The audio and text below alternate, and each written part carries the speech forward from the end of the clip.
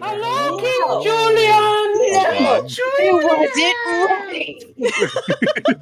No. Hold on. I just realized Oh boy, I we have forgot so many announcements. So many. all of them. So,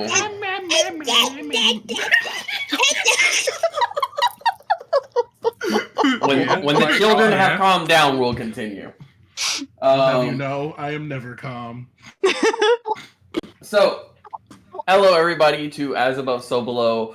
The D&D campaign name is going to continue to be As Above So Below, but as some of you might have seen us while we rebranded. Yay! Because we have multiple campaigns up on the account, multiple campaigns up on the page. So we have rebranded to Beyond the Dreamers. Yeah. Now, this is in reference to the fact that in the lore of most of our campaigns, the Dreamers are the people who created the worlds, and that would represent the players. The Dreamers created the concepts, and the concepts created the gods and mortals, and from there we have our D&D. Yeah, our timeline in D&D. Murphy, show them the cool decal.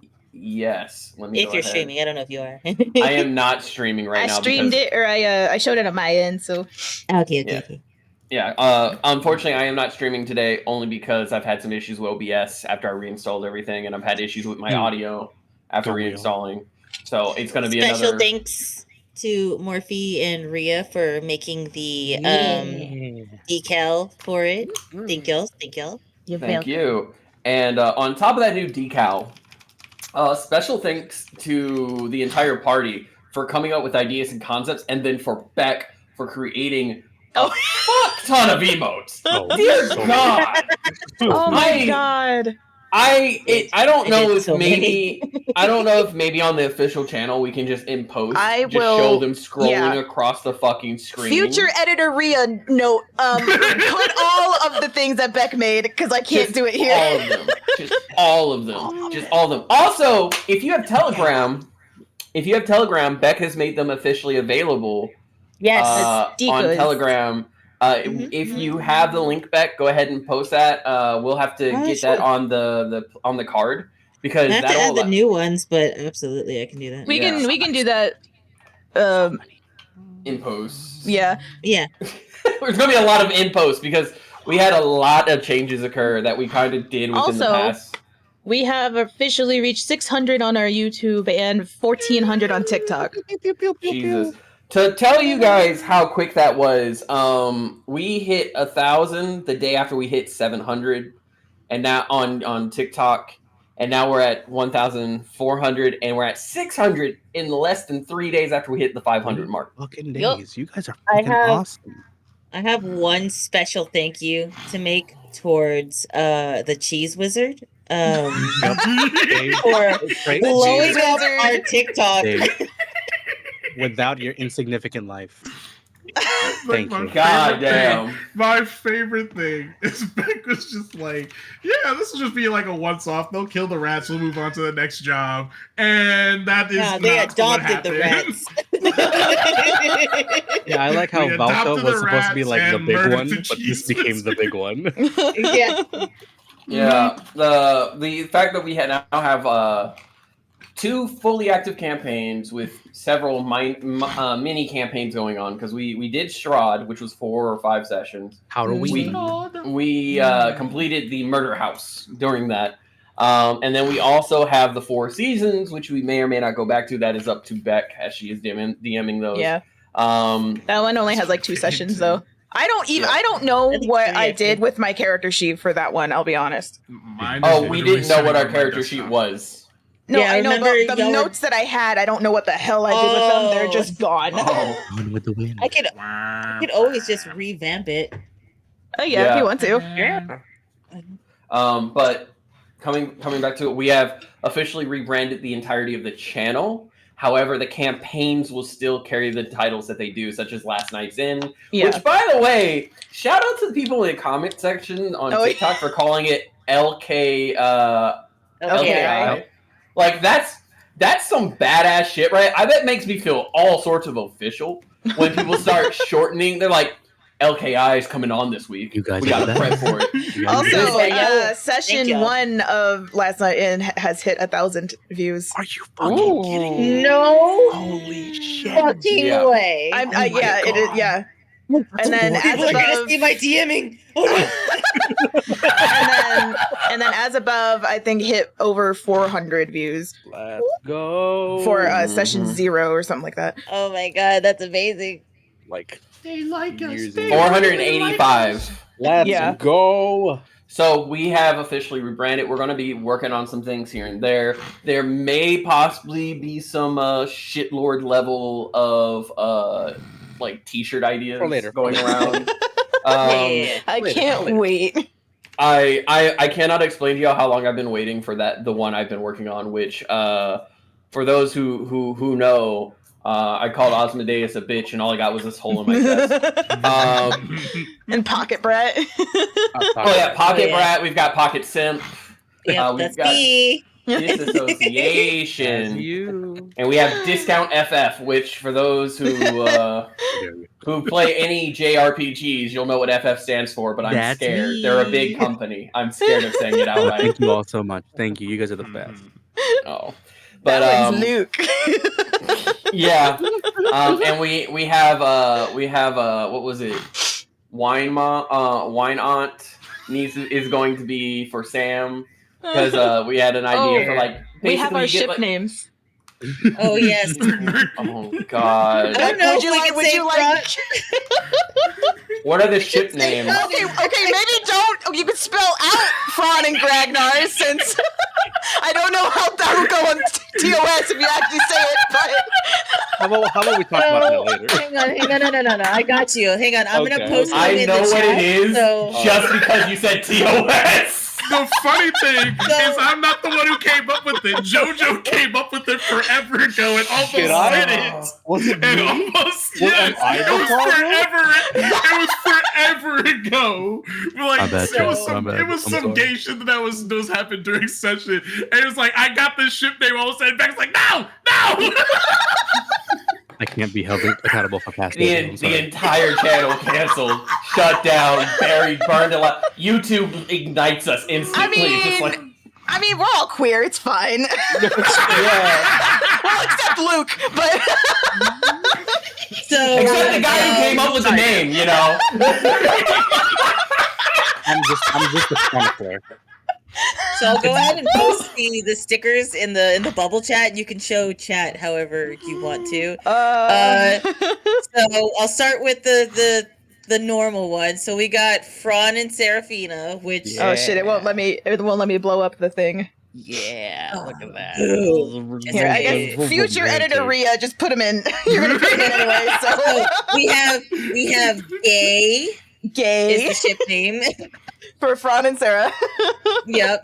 Apparently. And then we have PHAG. Yeah. Fron and Gragnar. I'm not convinced it's a hate crime if it has a PH. It's fancy. It's like YouTube doesn't care about phonetics. YouTube doesn't care about phonetics. Then we have Way, which is William and Jay. It is awesome. Or Willie, which is also just funny as shit. Also, Aaron, Gragnar, Demon said that he looked like Ganon, and I was like, shit, I'm gonna make him look like Ganon when I finally I'm pretty sure it's just the red hair. But I was just it's the red hair and the green. He looks like Discount Ganon. I'm gonna make him look like Ganon. Ganon. That's a dad. Then we have Jorg, which is Jay and Morgan. That one's pending. That one's being worked on. That's a work in progress. Oh my god. Also, I'm sorry, stream. I can't blow it up because the Discord doesn't let me blow up stickers, whatever. Click on it. I can't. It just gives me the yeah. It changes the bubble chat. That way they can see it.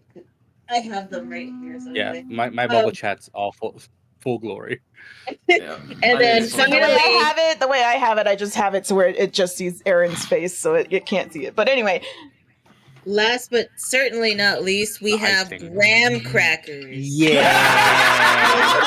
cracker. Which is Garum and Sam.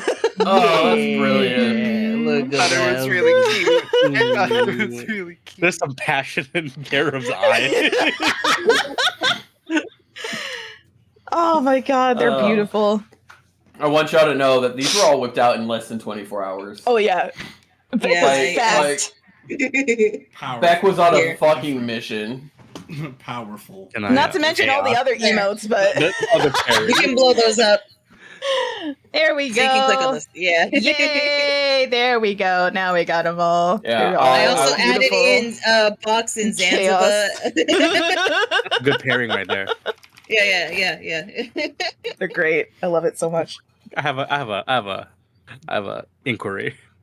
Yeah. What if it's the left? What if it's the left emote of like the kiss, but it's Zanzibar in Box's mouth? Thinking about that. I was genuinely considering doing that and having like the squirrel tail sticking out, and he's just like limp noodle in his mouth. Oh wait, like the one that I drew for Demon's icon. Similar, yeah. Yeah. The one with me. Yeah. All right. Demon, post that one. I'm grabbing it. You all beautiful, and thank you so much for checking us out. Yes, thank you all so much for all of the recent engagement and all of that. It means so much, and I have so many more clips to go through. Oh my god. Yeah, a big thanks to Rhea, who's essentially our content manager. Yeah. That's the one. They're essentially our content manager whenever it comes to like the clips and doing things. Of course, a special thanks to JoJo and Demon too for putting getting the clips and sending them to Rhea. Thank you so much for getting the timestamps. Big help. All Morphe and I do really is we make the campaigns. Yeah. I do the emotes. Yeah. No. And you RP with me. I do. I will say that I plan on doing more graphic design for the campaigns and things like that.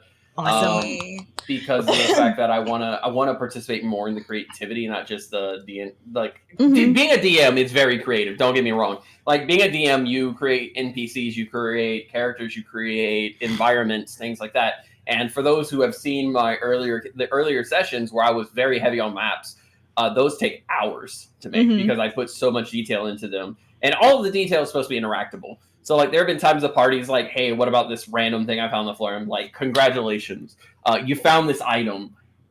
And they're just kind of like, I literally did that session too. Yep. It was a random shit thing on the floor. They picked it up and was like, congratulations, there's an item there. Yep, also, I don't think Dragon Key that will be coming to play 40 sessions later. I don't know if we told chat, but we have bingo cards for our campaign. Oh yeah. So for anyone who Blue Sky and Twitter. Yes, for anyone who wants to like take the shit out of the campaign, on feel free. We have the AASB bingo card, which ranges from Sam and Fran arguing. To Seraphina dies again. Gragnar being violently ace. And lettuce. Yes. Gotta have the lettuce. And Luke Hembo moment. Oh, thanks. I'm gonna have I just realized you should have put one in there of doing inventory. I thought about it, but then I was like, wait, we're not on the ship anymore. I don't know if he's going to be able to do that again. I mean, the ship's still it's a wonderful doing inventory. I think we're going back. Fran will walk. I could always revamp them. I could always revamp them later. Yeah. But once I revamp them and stuff, I will. Once I revamp them, I'll post them so people can actually play them. But yes, you have the ability to now play bingo. On for our D&D campaign. The stupid shit we keep doing. Because believe me, I'm pretty sure Lestria is going to die at least 3 more times. Oh, absolutely. With the way I play Seraphina, absolutely. As if killing Seraphina impresses us. Damn! Also, We are doing a Q&A session at some point in the near future. Yeah. Feel free to leave comments and questions on TikTok videos. You can leave them here on our YouTube as well. On the YouTube, the TikTok, or like any Twitter posts or whatever posts we have, we will Blue scour Sky, them and find things to answer. Yeah, we're trying to do the switch over to Blue Sky, so if y'all could go follow us there, that'd be awesome. And to be honest, I have not been super active on Twitter since the migration, so the great migration. But content on X/Twitter, whatever the fuck it's called now, it's like may or may not be there. But the account's there, but I can't promise it all. We probably won't be posting any art or anything like that. If we do, we'll be posting links to Blue Sky on Twitter to show you the art and stuff like that because of their new TOS. But we will be continuing to evolve the channel, continuing to evolve each campaign. And let us know what kind of content and stuff you guys would like to see in the future, if there's any. Tell us what your favorite clips are. Please give us timestamps. Yeah, give us timestamps on your favorite bullshittery that we pull. That is so much fun. One thing I will say that's been really fun is just engaging with you guys on social media. Watching people come subscribe to me, being like, "We found you," and I'm like, "What does that mean?" That's terrifying. Yeah, only for them to be like, Yeah, and then only for them to be like, "We followed as opposed to below. We followed Beyond the Dreamers, and we were looking for you." And I was like, "Looking for you," because like I realized a fun little side story. I realized that on TikTok, the Beyond the Dreamers account had like hidden who it was following, which was all of us as I don't like know the why content it did creators. that. And so the minute that was turned on so that people could see it, I had an influx of like 100 people come over, and I was like, nice. Damn, I've had people looking at my account. I'm like, why? And like I posted shit for my birthday this past week and content, but like I haven't really posted a lot. So now I'm feeling that urge. I'm like, now I've got to pretend that I'm an official like. Okay, I am a content creator. I just have been very busy trying to fucking pay bills. I mean, hey, like whatever you got out. Yeah. So what we're gonna do is we're gonna keep doing things. We're gonna have team meetings on a regular basis. We're gonna get the crew together, guys. The game's all here. Don't treat this like a job. I don't want this to be a job. Oh no. I'm not gonna treat it as a job, but I don't know. I enjoy treating like DMing like a job. That's just me. But really, thank you guys so much for everything. Is there anything I missed popping out? I think that was it. That's pretty much it. Yeah. All right. Well, with that, we're gonna go ahead. It is now almost like 8 o'clock. Our time.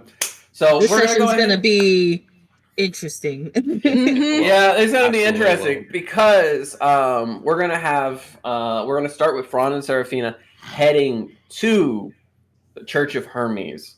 Yes, I had a message. Yes, you got a message. And I need to pull up my to-do list also. Look, I don't have time to fuck you right now. Not you! All right. I mean, we always find time, but that's besides the point. Yeah, well, I can't right now. Hermes is like, I'm not in the temple. Come on. I can't fuck you right now. I got mail. From someone who has a crush on me. Excuse me? By someone who got crushed. Give me their social security number and address right now. Oh shit. I didn't even knock that down. Well, don't break things. So with that, we're going to go ahead and start with Fran and Seraphina on their way. Fran, I gotta remember. It has come to your attention that Kay is gone, and all you know is that they have gone off to the Kings. You did not tell you, and something feels off. Right.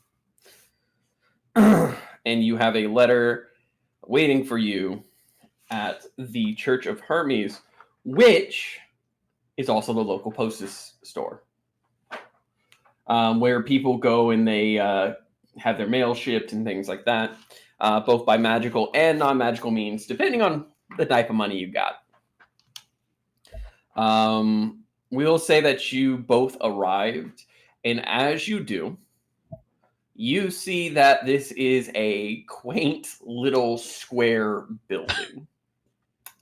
It's probably no more than 30 by 30 feet. It is made of like brick, which is impressive because it's top to bottom made of brick.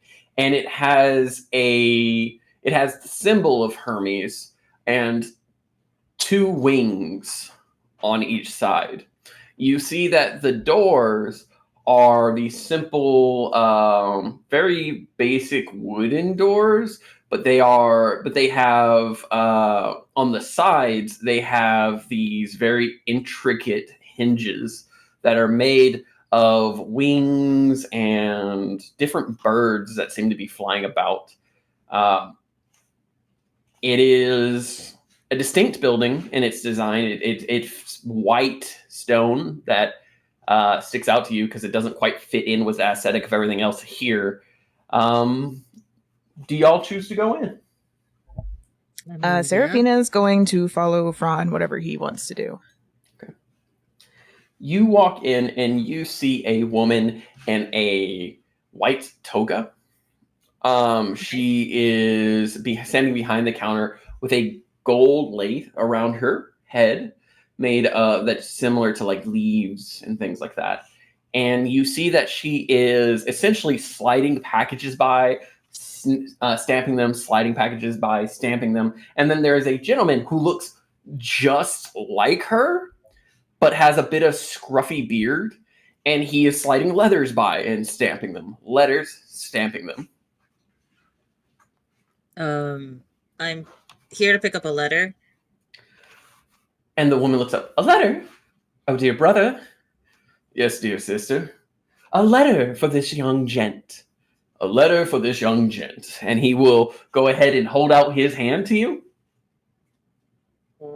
He holds out his hand. And he will take your hand. He will flip it over so your palm is up. And then a quill jabs you in the hand. Oh. And he's going to write on this white stone in front of him in what seems to be just the most like ridiculously suave cursive you can see. Just the most. Was that really necessary? Mm-hmm. And you hear the stamping stop from the sister, and he just looks at you. What? Rude. Rude. Very, very rude. Very, very rude. We follow all the regulations that our Lord Hermes has put out for us. Yes, every regulation, every possible regulation we follow, and the elegance of writing is one of them. He is a god of messengers, and he deserves your respect, even if you are some filthy heathen coming up in here.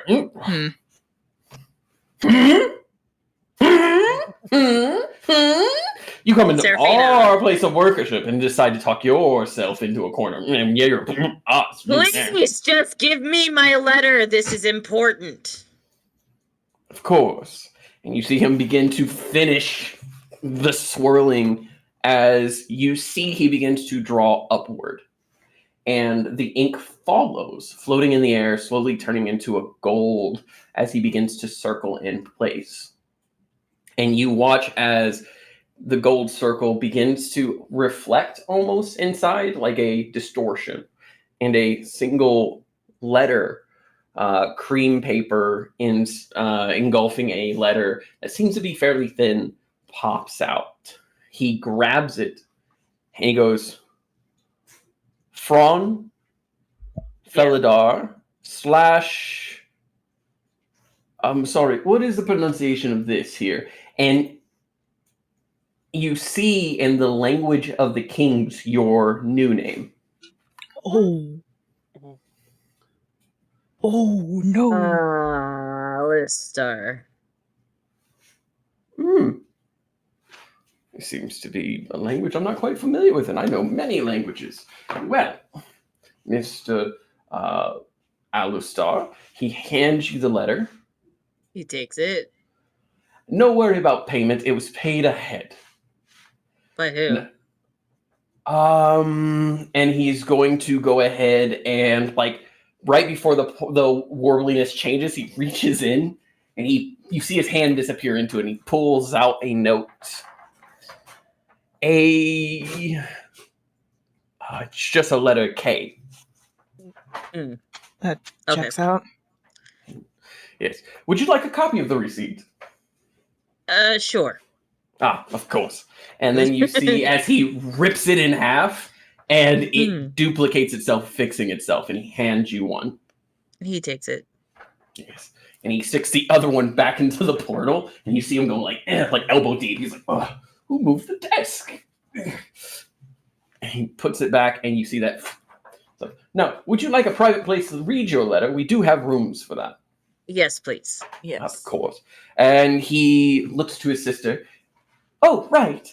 And she will go ahead and hover from around the table and lead you. You see that she's actually hovering about half a foot off the floor, and she's just been having her legs tucked up a bit as she does so.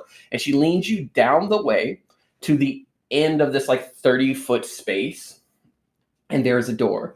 Last door at the end of the hall. That'll be your room. Once you shut it, simply create a circle on the door, and that will lock it. Thank you. Anytime. And she opens the door for you to go. He'll go in with Serafina. Mm-hmm. All right. And she follows. As you do, you see that you enter a hall that seems to have way more doors than a 30 by 30 building should have. And it takes you about 3-4 minutes to walk to the end of the hall when you come across a door that simply has Alistar in cursive across it. Okay. So we'll walk in, and I will do the circle like they said to lock the door behind us. As you do that circle, there was light that was coming through the door, and you see it as you complete the circle, that light fades. And there is a key shape that appears in the center of the circle, and you hear a click. Interesting. Fran's going to open the letter. As you open the letter, Fran, you find that it's heavy, despite the fact that it is supposedly just paper, and you see a golden, kind of almost like a rectangular plate inside. When you pull that out and the letter, you see that the plate is labeled a will and testament. Oh. Ron's going to kind of sit down, because this is the last thing that he wants to see, especially from considered his only friend from the kingdom. Serafina's going to sit next to you. And you have seen these plates before. These plates are usually used for high officials in the kingdom. They are magically sealed, and the letter that you hold is blank. You are aware that in order to undo it, you'll need to go ahead and bleed onto the bottom of the will and testament. He will do so. Okay.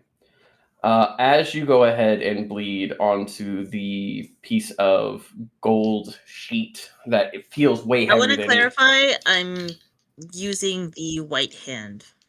Okay.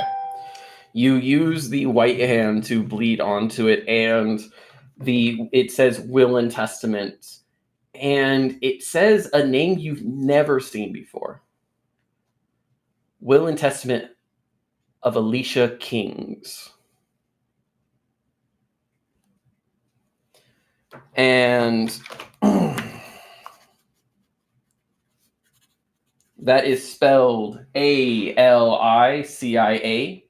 Kings, Kings. Sounds like a celebrity name. You're thinking Alicia Keys. Oh. Alicia Keys. That was not my intent, but hey. It's like, what happened to Alicia I almost died. Oh my god. It's like I love Alicia Keys. What are you talking? Well, she deader than hell. She went out like a G, though. Oh man. She fought Space Squidman. Oh god. She fought not so handsome Squidwards. Oh my god. Well, it depends on who you talk to. And it begins to glow. You watch as your blood trails upward, creating the words that you're seeing. And it states, "All I have left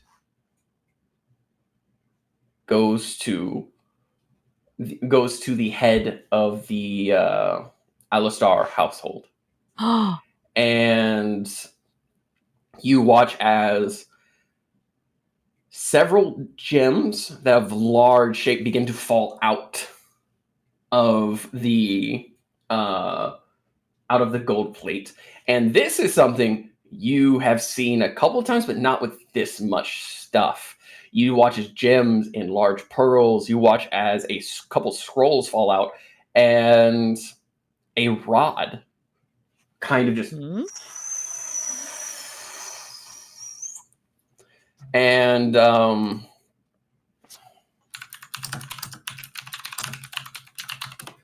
just going to go ahead of pull up something. I don't have an image for it, but I'll describe it. It is what looks like a gold rod that is like if a gold rod was made to perfectly resemble a like old wooden sage's rod with runes carved into it from top to bottom. And the runes are carved in to this gold, and they're black, almost like that perfect black that you see people pay a lot of money for, where if you were to you stare into it, it looks like it's pitch black. Yeah, pure black. And it just, from head to toe, there are these runes that almost seem to move, but the more you focus on them, the harder it is to look at them. What is all this? My inheritance. And you see that the letter now begins to fill itself out. Dear Fron, I wanted to use my real name because it wasn't until about a month ago that I learned what it was. Being of the kings, I have given up many things, and some things I did not give up of my own accord. But I thought that if I was willing to give them up, I would be able to protect the people I care about. There are only a few, and many of them have left this world already due to our careers. However, the person I care most about is you. They were planning to sell you off. They are not aware of your marriage, but will soon, very much so, find out through obvious reasons. They were planning to use you to unite Ashengard. And if they were to succeed, they would get their hands on all the magical knowledge that Ashengard had built to this day. I can't allow that. I might be ending up throwing a wrench into your plans and maybe shortening a few dates, but if you receive this, then my deal with your great-grandfather has officially gone through. Deal? What deal? Is Serafina also seeing this, or just... If Fron lets you read it, yes. You can read over his shoulder. That's what I meant, yeah. I wrote this will and testament recently and was able to give it directly to him, along with a scroll that allowed him to know if I was still alive. In the event of my demise, he would send this to you via scrying spell, modified by myself. I am sorry. I'm sure that I got to see you one last time. But you will notice at the bottom of this place there hopefully will be at least one check mark. Each represents the death of a king. I hope that I am able to make your future job all the easier. And I am proud to have known you, a truly good and repentant man. Where we come from, that trait is worth more than even the golden gems I leave you here. Some of them are infused with spells. The rod, out of my own fear, is a rod of spell storage and holds one case of true resurrection. It was very expensive to get my hands on, and it's the reason that you're only getting about a third of what I was wanting to leave behind. But know that I love you and I appreciate the fact that you accepted me, no matter the changes that occurred to me. I learned that when I was a child, I was actually born a woman. And through the experiments that were done to me, corrections were made by the kings so that I better fit what they wanted me to be. And the only person who didn't look at me like a complete monster was you and your grandfather.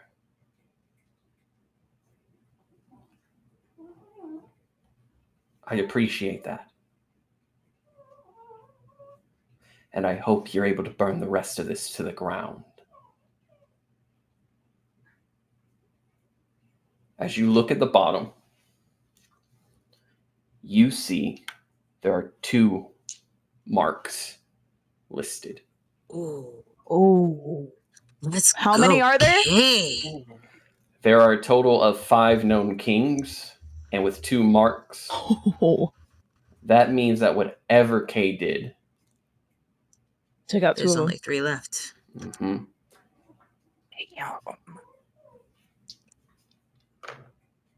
And Fron, as you stand there, you hear something. Well, shit, fella, da. Didn't think I'd have to go ahead and knock on this door anytime soon. Seraphine's gonna stand up. Who is it? I'm here purely on a messenger basis. But, let's see. Bill. Bill was the name I used. And he will unlock the door. What? Hey there, what's It's that? fine.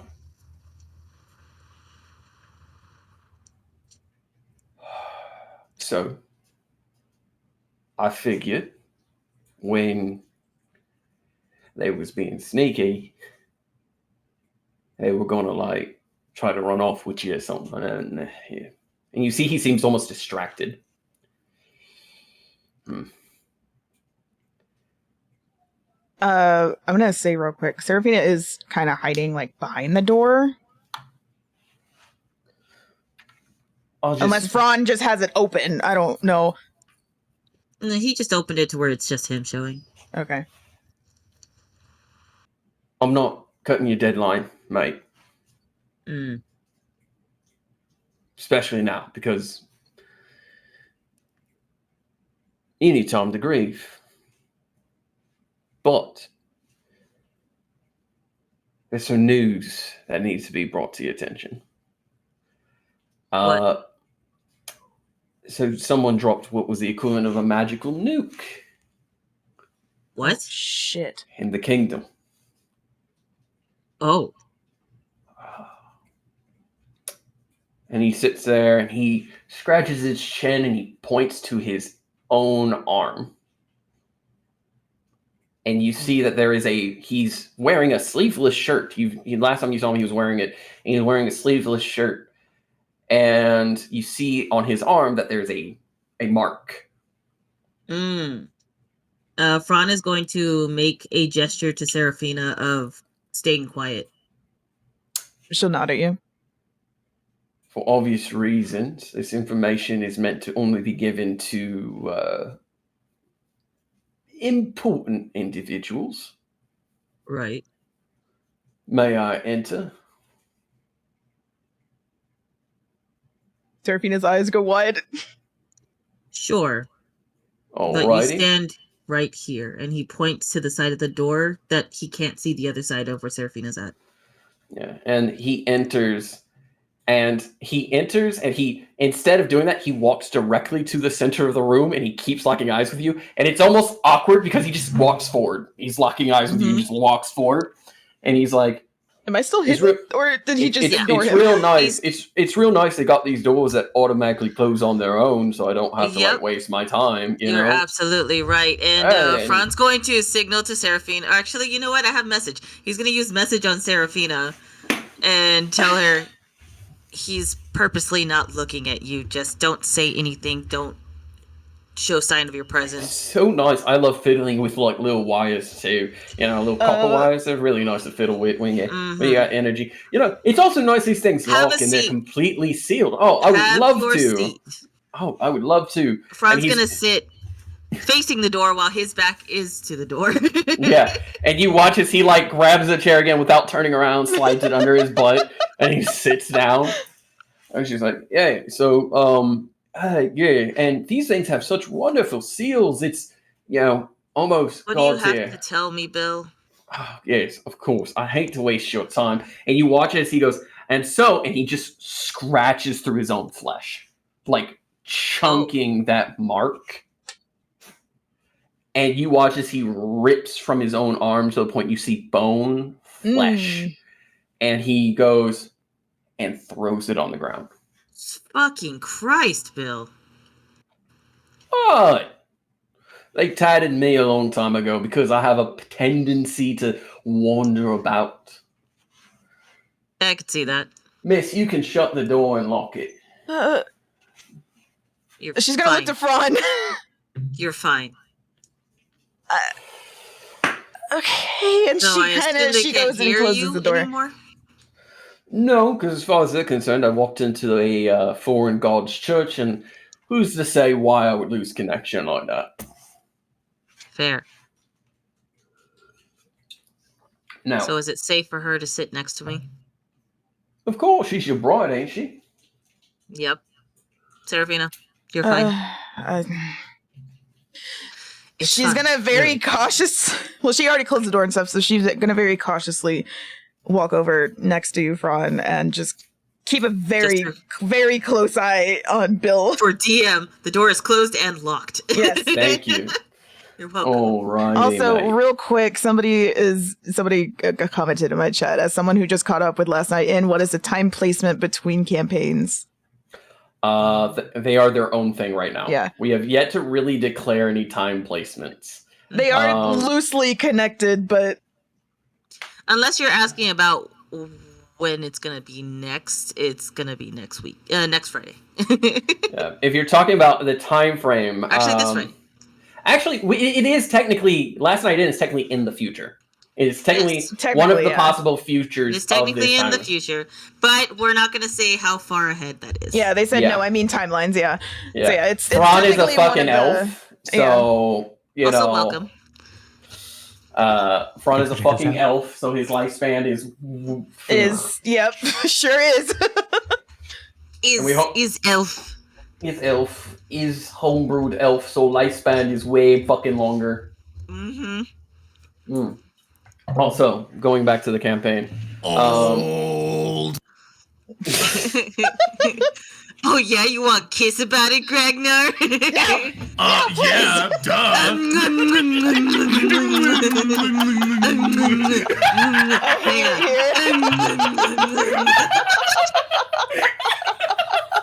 Y'all stupid motherfuckers, and I love you so much. But Sarah, just be settled that you lost him. You lost him. She's just sitting there sharpening a knife. All right. Seraphina, Anyway. you married him, but know that this is the only man he'll ever love. As he sits down, you watch as his arm begins to almost bubble and heal itself, removing it. The mark that was left is completely gone, and he heals within seconds. So, Kay's fucking dead, mate. Yeah, I got that. And he looks down and he sees the gold slab. Oh, well. I have to ask, obviously. I was asked to ask specifically because you were the last one to speak with him. What'd he say? Not much. But 2 check marks. I'm gonna go pee super quick, but I'm gonna have my headphones on. That explosion. And you watch took as out he 2 kings. and you watch as his whole body shifts. Oh boy, fuck! Do you know that, mate? 2 check marks on the paper. Yep. Fucking hell, mate. You know, the average civilization, kingdom-wise, lasts about 250, 260 years. You know how long the kingdom's been around, mate? How long? On paper, it's always been there. But in practice, about 500 years. Not even the lifespan of a long elf most of the time. Though they don't know that.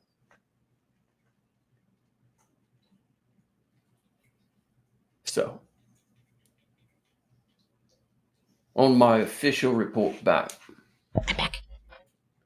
I suppose you don't want me to mission that little paper there. Absolutely not. This paper doesn't exist. And what do I get out of it? What do you want?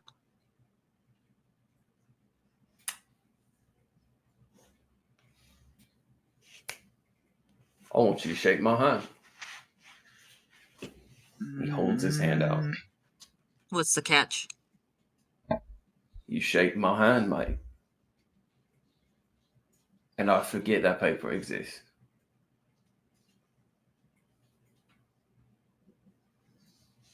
Fine. And he will shake your hand.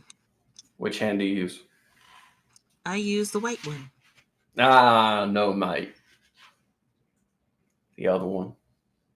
Why?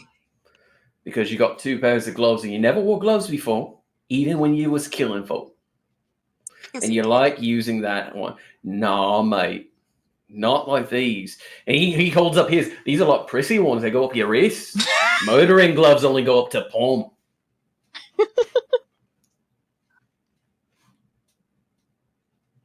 You could just directly ask me what's on my hand. Oh, mate. Where's the fun in that? And he holds his hand out. Your loss. And he shakes your hand with the red hand. And as you do, there is this overwhelming sensation of openness. I need you to make a wisdom save with disadvantage. Do I see this happening? If you watch him hold his hand and you watch Fran kind of tense up a little bit. Can I make an insight on Fran? Sure. Do I get advantage since he's my husband? You can make an insight. No advantage. Well, I guess I don't see nothing because that is a 12. With a 12, Fran, what does Seraphina see when she's kind of looking into you? Fran is locking eyes with this person. It's almost like an intense, angry look on his face. And you said to make a wisdom save? Yes. With disadvantage. Correct.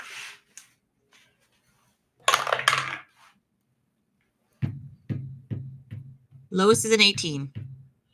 Okay. I got a 16 and a 17 on the dice, and then +2 to save. It's not bad, but it is not enough. You needed to make a 22. That's fine. You watch as Fran locks eyes with him, and then all of a sudden there's a smirk on Fran's face. Fran, you now consider this person the closest person you've ever known. But the minute that occurs, you see a sparkle in his eye, and there's a crack, Fran. And you can hear a voice in your head. No, no, no. If anyone's going to get to dig in his head, it's me. And you feel for a second this weight in your chest, Fran. As from you, this smoke-shaped entity with a broken horn begins to stand out of your seat. And you watch as Bill sits there and he goes, Let go. Holy fuck, Fran. I said let go. I can't. And you watch and your hand won't let him go. Is there any way that I could make an Arcana check to see what is happening right now? You don't need to. You watch as the rune that locks this place bursts like a circuit being blown. The one light in here begins to fluctuate and burn. It's a candle that burns bright red, then black, and it shoots up. Can I cast Dispel Magic? Go ahead. What level do you want to cast Dispel Magic? Fuck, I don't know.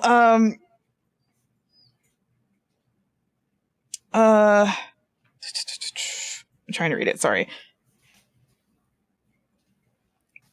5. You cast Dispel Magic at level 5. Where do you... So Dispel Magic is an AoE of sorts, we're going to say in this case. You cast Dispel Magic at level 5, and you watch as... Wait, I thought I had to choose. Not in this case. Something is altering it. As it happens, it expands and expands, and you can actually feel it expand in the room, and you watch as the walls begin to crack.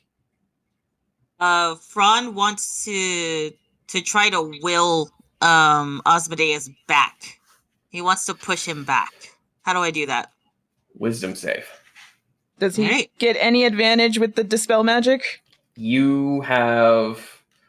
Yeah, we'll say you give... 18 plus 2.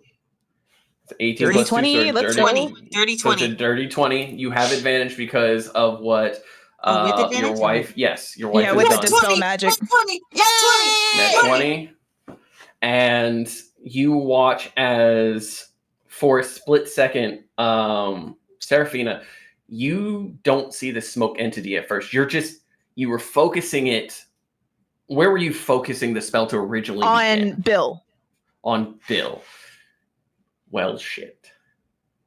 You focus your Dispel Magic on Bill at 5th level? Yeah, that's the highest I can cast. Bill is at disadvantage right now. A lot's going to happen right now. Give me a second. Oh, of course it is. Okay. I was hoping you were focusing it on it. All right. So it succeeds. Bill was using a modified version of Charm Person. Wait, so it does... Wait, what? He was using a modified version of Charm Person. You dispel that, but that modified version also protected his mind. I'm willing him back. Yes, you are. And you will back Osmodeus. You have that nat 20 in you. You sit there. This is how it's going to play out. And I got to kind of explain what happens. Fron, you're sitting there. Osmodeus leaps from you in this astral ghast form as he begins to reach out. Your hand grasping Bill. Bill asks, "What the hell have you done?" And as you see the tendrils of Osmodeus begin to reach into his head, you will him back. And Osmodeus just turns his head like a broken neck towards you. You have already done so much. What? Here. Say again? You don't belong out of your cell. So go back to your shackles and rot. Less than 5 years, Fron. Less. And you watch as he is pulled back into you, and it almost feels like you're being hit. Your dispel magic on Bill occurs just as Osmodeus is being ripped back, and you watch as part of Bill seems to almost leap from his body. You both can see what looks like a ghostly form of him almost being ripped out, and it gets ricocheted back into him, and he lets go of your hand, and he sits there gasping. What the hell just happened? Fran is going to pull out his water skin and hand it to Bill.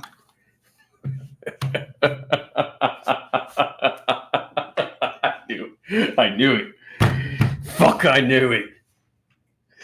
That's why Kay wanted to protect you. He takes the water skin and he begins to absolutely chug it. You're a fucking moron. And you, he points to Seraphina, you sold him out. What? He sold his soul for you. And he takes another swig. Oh, thank you, Fron. And you can watch as his nose begins to bleed and his eyes and ears as well. Fuck. It's good. It's good I shook your hand here. Now I know what to avoid next time. Tried to tell you. No, I get you, mate. I get you. But it had to be done. If I did this out there, I wouldn't have held back on it. Fuck, mate. You made a deal with the King of Devils. And with a goddess on the other one, mate. Oh, fuck me. It's actually his mom. Excuse me? I made a deal with his mom. Osmodeus' mother. Yes, He doesn't have a mother. he does. Who the bloody fuck is who shot that basket out? It's maybe more like adopted, I guess, but Ellie? Oh. And you see his face like sinks a little bit. That makes sense. And you watch as he pulls out a flask and he pours it into your drink container. Okay, And well, I then guess I'll have to clean that out later. he knocks it back. So, I've decided, mate. Mm. I'm not going to kill you. Were you planning on it? Yep. Hmm. I was going to gut you right here, depending on what I saw. Especially when you brought up the two dead kings. No one knows about the two dead kings. Nobody. Hell, you told me about the two dead kings. How do we know we can trust you that you'll have... You don't. You don't.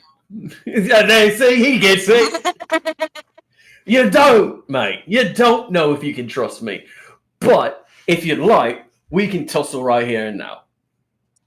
They are definitely the hardest people to keep information away from. That's kind of their shtick.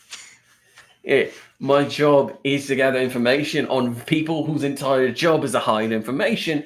Then I decide whether to gut you or to promote you. Then you decide to do the same future on. So, Frawny boy, I just gotta say, I can't believe how fucking stupid you were for this cunt of a lady right here. And I know, she's your wife, you love her, but she's still a bit of a cunt. We've already been. Fran just looks at Serafina and like shrugs. This is They old can't news. even defend you from it, mate! Come on! Again, it's old news. This isn't any insulting. She knows damn well she's a cunt. Oh, I love it. I love a good couple who knows each other's weaknesses and works together. It's brilliant. I'm going to tell you something right now. I have to read your lips because I can't hear out my ears. He took out my fucking eardrums, mate. All right. I'm going to say this, though. I'm not on your side. I'm just deciding not to kill you. I want you to know that your group has inspired so much fucking chaos. I have been digging hella deep into you, Fran. Hella deep into your people. They should have never allowed your dad, your granddad to be inquisitors. They allowed for a bloodline of power, and they fucked it up. Yeah, they weren't all bad. No, I'm talking about the kings fucked it up, mate. Oh. They allowed an entire... Think about it, all right? Great-granddad becomes an inquisitor.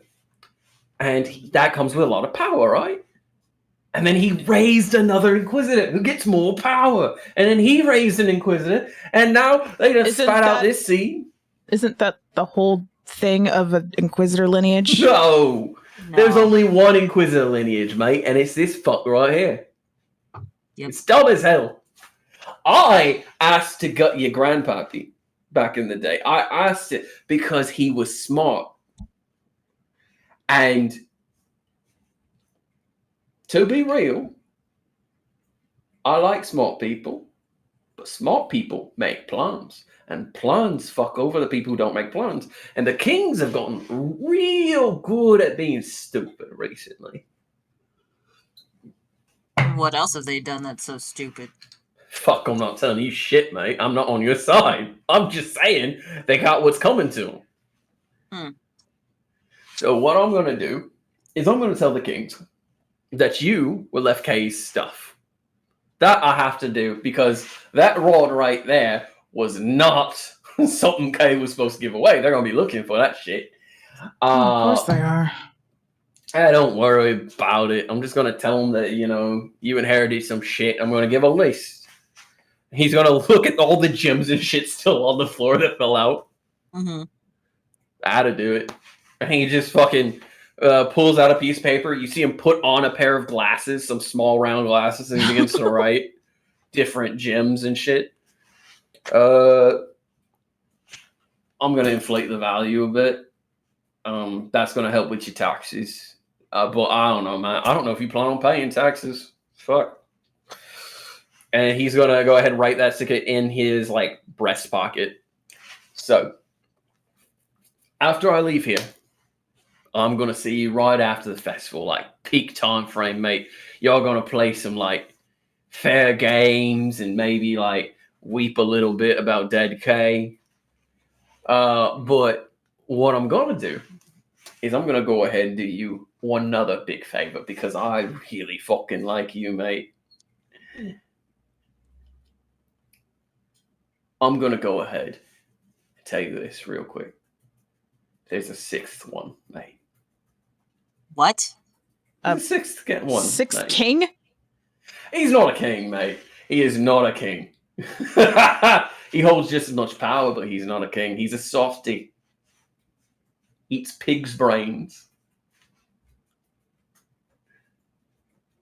You could go looking for him, mate. He ain't on this continent. He ain't gonna get in your way. But if you wanted somebody who knew how they ticked, you're going to check out the swamplands, mate.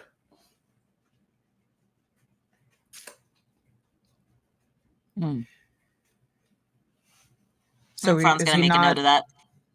Is he not aligned with the current kings then? He was at some point, but he found himself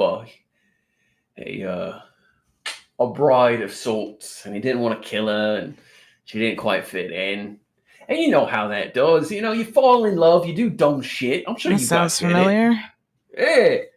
Yeah. And, well, long story short, there were 7 kings, and he gutted one of them, and he ran.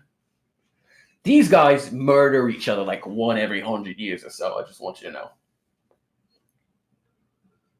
How long ago was that? Explains a lot. Well, I can't say, mate. But I can say, go to the swamplands. It'll be great. Fine. All right. Now, I need to make this look real, mate. Okay. So I need you to loosen your jaw. All right. Brilliant, mate. Stand up! And he stands up. Hang on, and Fran's going to stop you real quick. Yeah. What are you trying to convince, and who are you trying to convince it? Mate, this whole room is shit now. Oh, you're right. My whole thing went off, man. It disconnected. Sure. Okay. Yeah. Go ahead. All right. So, Missy. What? I need you to cast a spell on me. Why would I do that? Fran, did you not explain to her how this all works?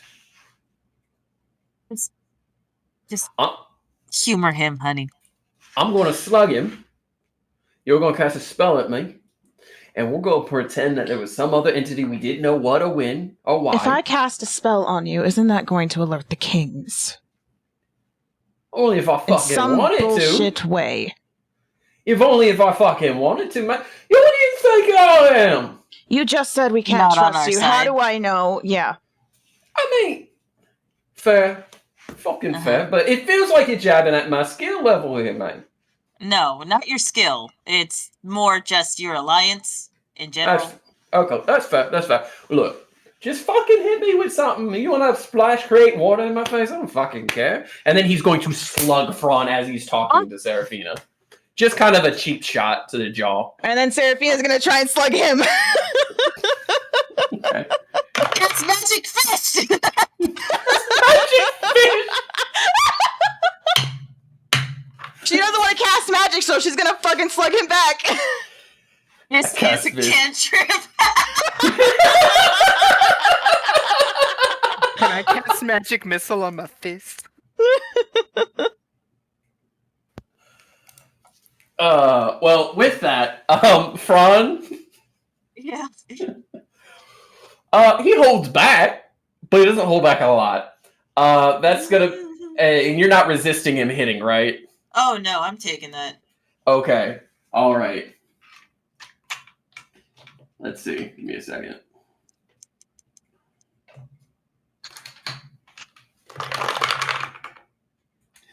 That's 32 damage as he hits you across the jaw. Jesus Christ! That's fine. And you get that jaw hit where it makes you kind of buckle a little bit. You're like, oh. And he goes, It's been a while since I've been hit like that.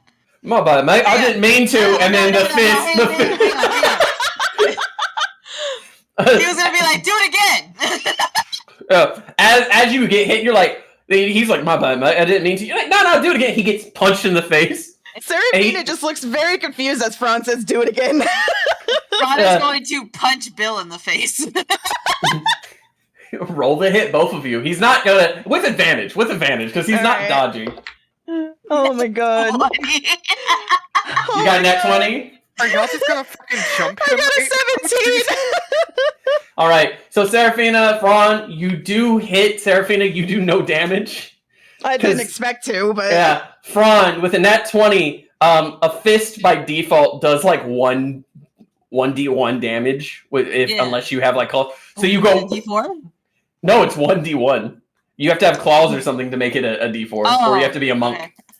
So like you hit him, and you can see the little red ting of 1 go ting. Well, that's suppressing. Okay, and he goes for the gut. He just fucking gut punches you. That's gonna be a 31 to hit. Yeah, that hits.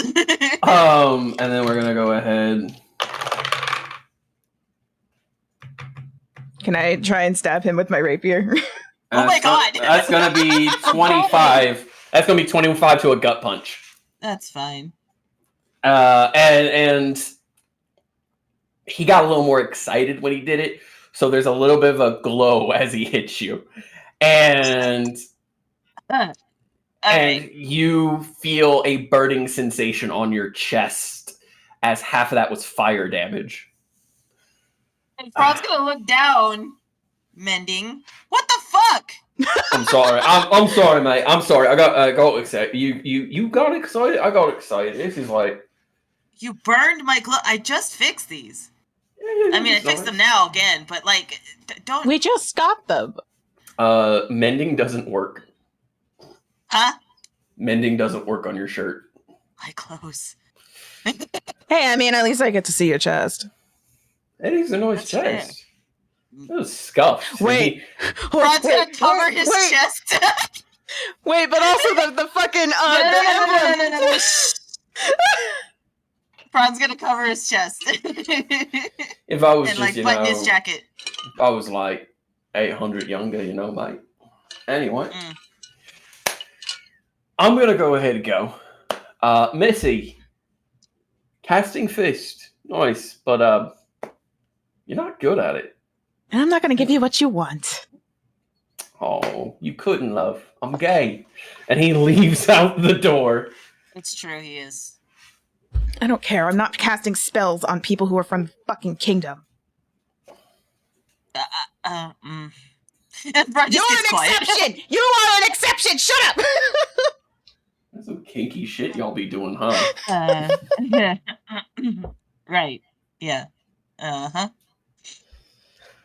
Anyway. As you Oh my god! Jesus Christ, Rose. What the fuck? Anyway. That's what Fran's boobs look like. No, they don't. Baby. No, Fran is a twink. What the fuck are you talking about? Twink with huge tits. Only when I dress up like a woman, thank you. As you are in this place, I do want to point out that this room has been wrecked. You see the walls have cracked. The black flame that shot up from that candle has scorched the walls and the entirety of the ceiling. You see that the door has cracked down the center, that the desks and chairs seem to be fucked, for better of a word. Like, you can still sit in them, but now they were perfectly setting to steel. Now they creak when you move. Should we say we got a little frisky and just call it a day?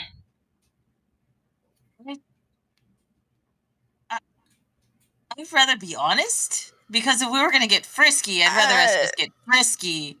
Well, if you're asking, but no, dear. He like walks out of the room. Wait, I was completely willing to do a fade to black. I did have another question real quick, but okay, I guess we'll walk. We'll walk and talk. What? It said it went to the head of the Felidar family. I thought your father was the head of the Felidar family.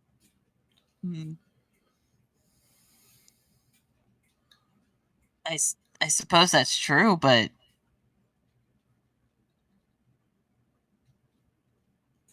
I thought they said the Alistair family. It said the Felidar family.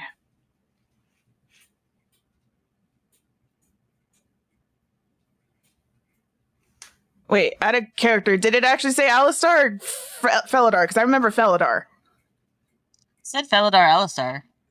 Yeah, it said both families, but it did in the letter said head of the. I thought it said Felidar. I'll have to look.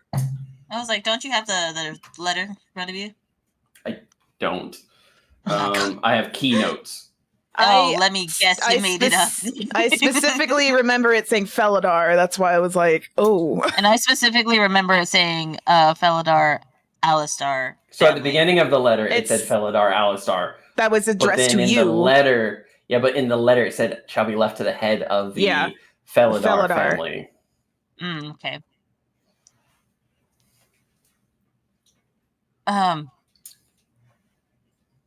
already lost somebody important to me today. I really don't want to consider the fact that I might have also lost my father.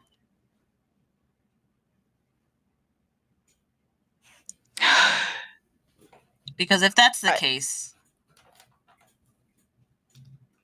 I'm going to burn that city to the ground.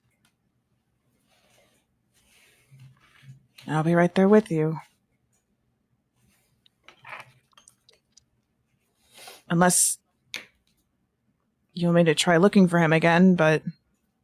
That's too dangerous.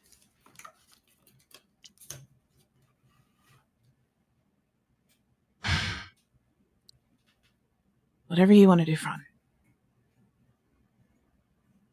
Right now, I want to drink. I do too. I've been wanting a drink. I would like to state that before we left, Fran did pick up all of the jewels and stuff like that too. Thank you. Okay, you're welcome. So Fran is going to head to the front desk. Hey. Yes. That room is completely fucking wrecked. You watch your brother and sister both stop, same speed, like stamping. How so? We got a little frisky. There was a spell that went off, and it kind of fucked a lot of shit up. That's all. And you're going to watch as the sister immediately turns and like runs down that hall, and you hear a We should go. I'm not going anywhere. I owe them. When the gentleman left, he said that he was covering the damages, but I didn't think it'd be this much. Okay, so it's being covered. Good. This will take all of 5 minutes to repair. Oh, well. That's 5 minutes no, thank you so much for the letter. Let's go. Let's go. Lord help me, forgive them. They are but heathens. Unacceptable! And like the brother sits there watching you, like wide-eyed, like why? Why would you be pulling a frisky threesome? Why? Oh, we already left. What? Ew. God. Yeah. As you, that. Therese is gonna hate us. I didn't even do anything to earn. I didn't do anything to him to make him hate me, but he's gonna hate me now. He already hates you by association. Damn it. I can't have anything nice. Can't have nothing in Detroit. At least Vulcan likes me. Can't have nothing in Lake Hill. As I was just gonna say real quick, if you're going back to the tavern, I will meet you there. I'm going to go find my mother. Oh. Okay. I'll see you later. Is there anything you need me to do? No. And he's gonna kiss you on the cheek. Go find your mother. I'll see you later. Mm-hmm.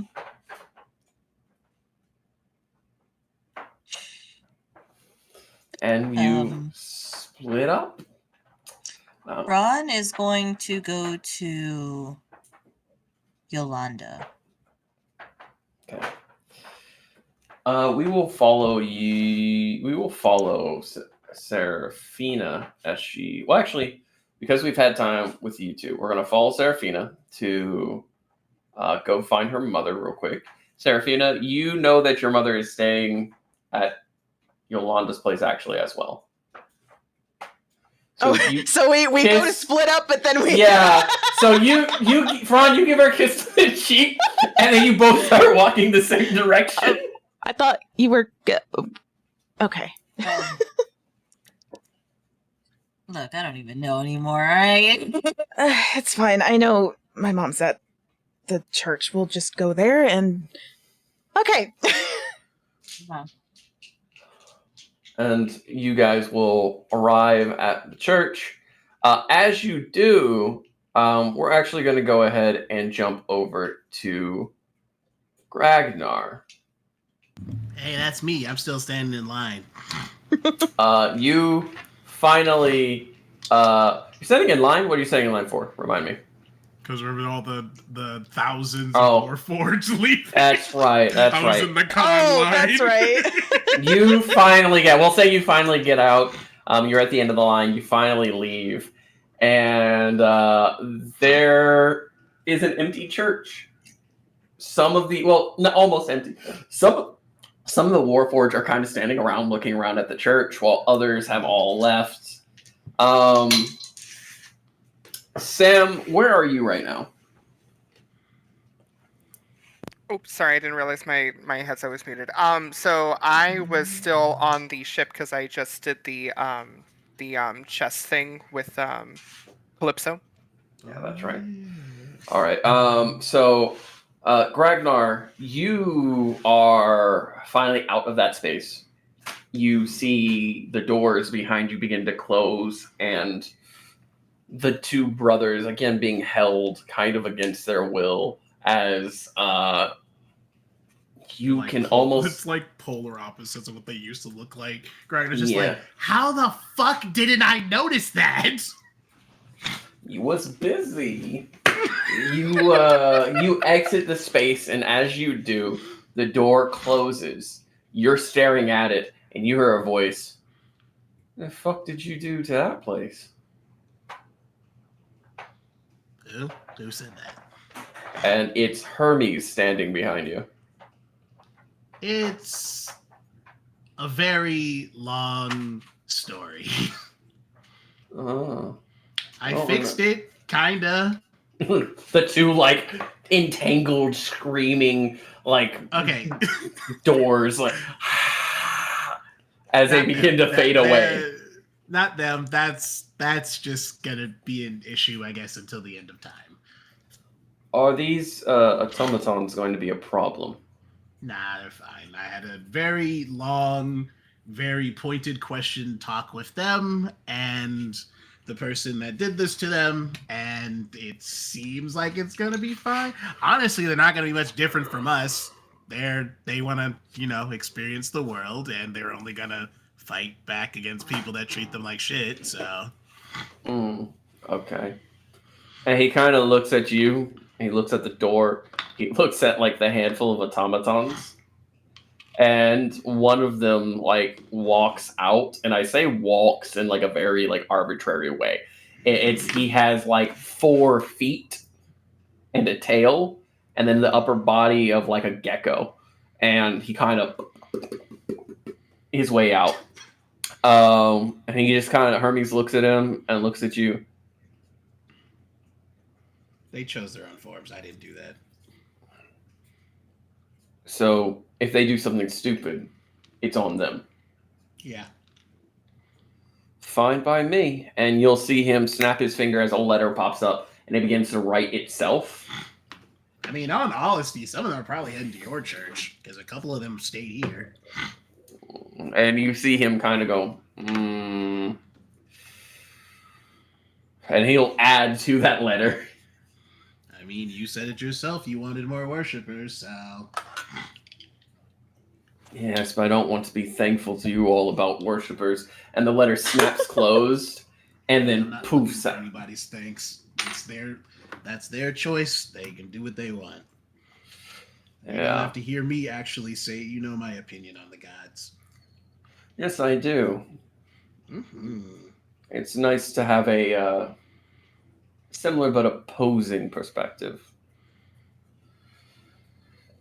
Sometimes I agree. Sometimes I think Zeus had it right. Scare them all until they're shitless, and they do nothing but worship you, and there's no problems. If you rise up, but then you murk them.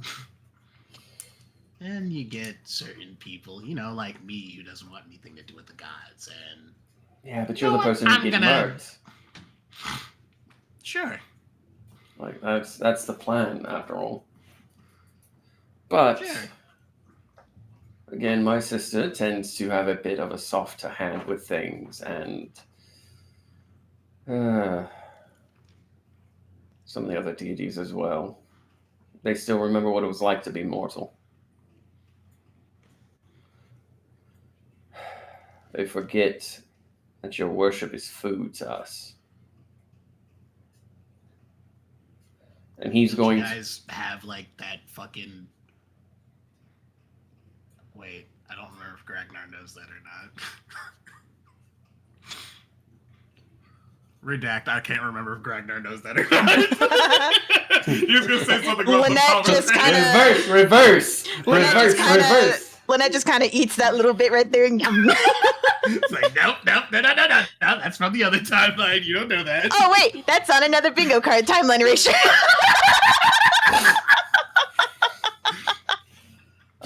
With that, Hermes is going to go ahead and kind of float up and around. And he's just kind of looking around and things like that. And then he's going to go ahead and you're going to see him snap his finger again. And this time, a beholder populates itself directly in front of him. Oh. Do not harm them unless they do something stupid.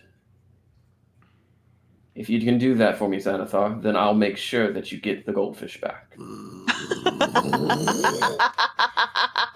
And I'll be sure... Also, why does he have his goldfish?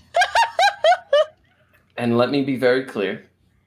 I will make sure those responsible for the goldfish being taken will be at your bay to suffer. He's gonna feed them to the goldfish. And give that boy back his goldfish. And you see Xanathar the Beholder go, deal. But if any of them cause any problems, then you disintegrate them like the ants they are. After all, you are the great and powerful Xanathar. That I am. I'm not even surprised anymore. I'm just gonna wander. Gragnar just wanders off. Sit around for this and there's one good eye on you as you wander off, and Gragnar's just mumbling to himself like, I sit around for this fucking dick sucking competition. Jesus Christ. And you watch as Xanathar out of existence. You can put two and two together that thing you thought you saw hovering above the city that you weren't quite sure what it was because it was on the edge of your true sight. Oh, yeah, that was a beholder, Xanathar the Beholder. A favor being called in. Fuck. Fun.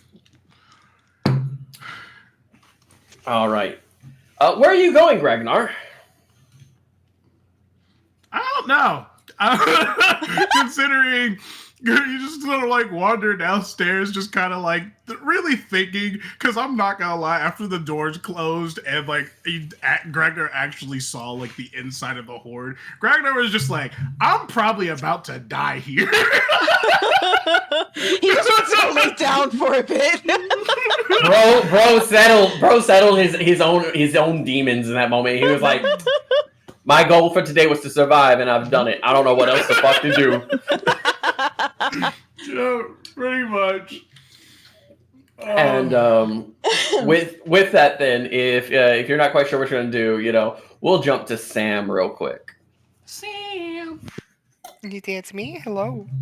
All right, Sam. So where are you at, and what are you doing right now, Sam? So I would have just finished the interaction with the chest. And still kind of reeling from that a little bit. But she would still be obviously on the ship, and I can't remember if she sent Gragnar to go to the bar and she'd meet him there, or if he's still there. If I'm being honest, I don't quite remember. Okay. We'll say that your goal was to meet up with him later, but you didn't really set a time frame, and you realized that afterwards. So you're like, Garum, however, is like still vibing, kind of checking his arm again because he feels really good after y'all worked on it together. He's just a little bit paranoid about it, like, you know, he's like, oh man, because he's so used to after tinkering with it to have it in like good shape like it is now is like off-putting. And so he's vibing around a bit, just kind of looking around as he does inventory around the ship and gathers information because Fran isn't there right now, so he promised he would do inventory. Add that to your bingo card. I was gonna say, mark your bingo cards for inventory. Oh, I didn't put that. God damn it! Well, then do it now. I'll have to do it. I have to revamp the bingo cards. Rewind time. Do it all over again. Correct your mistakes. I mean, if there's lettuce, we have lettuce. Is there lettuce on the inventory? There's always lettuce in the inventory. Fran, you're not there. Slow down, buddy. Broke time and space to correct the inventory. Jesus. That lettuce was the way that I told Seraphina I loved her. Okay, like it's important to me. It's important. There always has been lettuce, and there always will be lettuce. Get your girl love lettuce. You love lettuce. That's what JoJo fucking put. That's gonna be a new emote. It's just gonna be a head of lettuce, but in the shape of a heart. Do it. It's lettuce and it says love lettuce. Seraphina, I wrote you a love lettuce. Just punts me with the head of lettuce. Fucking love you, bitch. I love you too, man. All right. So with that, then we're gonna jump to Luke. Hey, that's me. That's me. Oh, Luke, what Sure are you is. doing? That's me. So after, I'm assuming it was Ellie's puppet show Mhm. that was being broadcasted. To Oh, the that's right. automatons. We had a little J cameo Is for like there- a second. Is there a place Luke can buy just maybe like 4 or 5 spears? There is. It's further in town, away from like the park area, because the park is like a recreational place for a lot of people.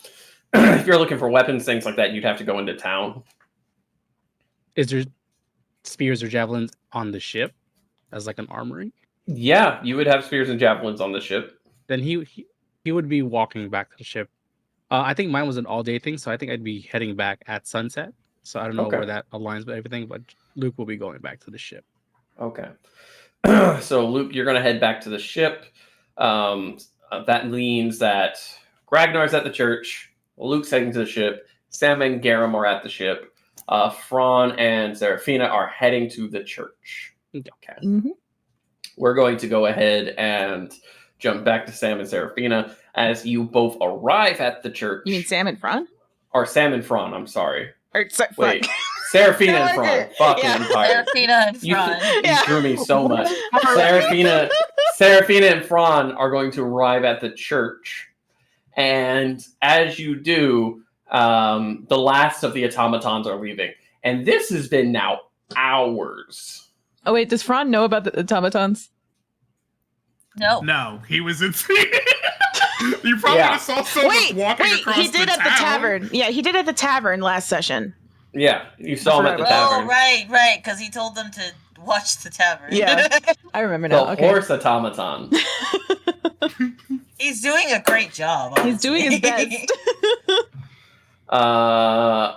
And yes, the Goblin Tavern owner is standing outside the church trying to work her way past the automatons.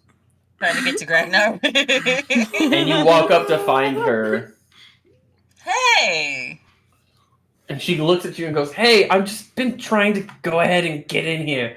I can't get past these buckets of bolts." Seraphina's gonna Elaine's just shout trying out. to get inside. Move.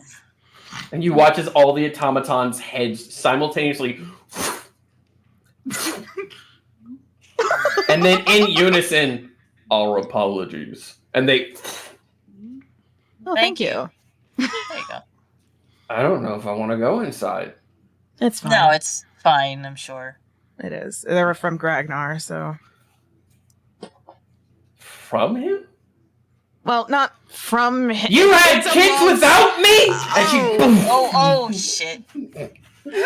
And Gragnar, as you walk out of the main area into the foyer, you just hear, "You had kids without me?" as the door gets kicked open. And there's your goblin lady. I like to imagine Gragnar was coming down the stairs, has that 1,000-yard stare because he was not expecting to come out of that fucking horde. And that's the first thing that completely brings him back. blindsided. He's like, whoa, what did I miss? Father Gragnar, I believe she is referring to us. And it's just a bug automaton that's hovering around. And you watch as she swats him to the side because he's between her and him. Ah! And she's looking at you as you're on the stair for what you're 2 steps above her, and which is a whole foot at this point for her height. No, I didn't have kids. It's a very, very long story. I inherited my grandfather's horde, and he had a horde of automatons that worked in there, and like I said, it's a really long story. It's a very long story. And she They're not my kids. And I want you to know that the last time she saw you, you were shorter.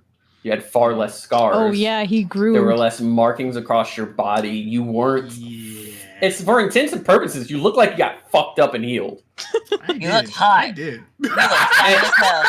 And she looks at you and looks you very worriedly. Wait, hold on, because we have to rewind. The last time she saw Gragnar was 2.5 feet tall. Gragnar is now 4 feet tall and covered from head to toe in scars. Yeah, and he's got that dragon form now. Yeah, that I haven't exactly used yet. And a tramp stamp now. And a tramp stamp, yeah. Yeah, we do have a tramp stamp. I forgot about this.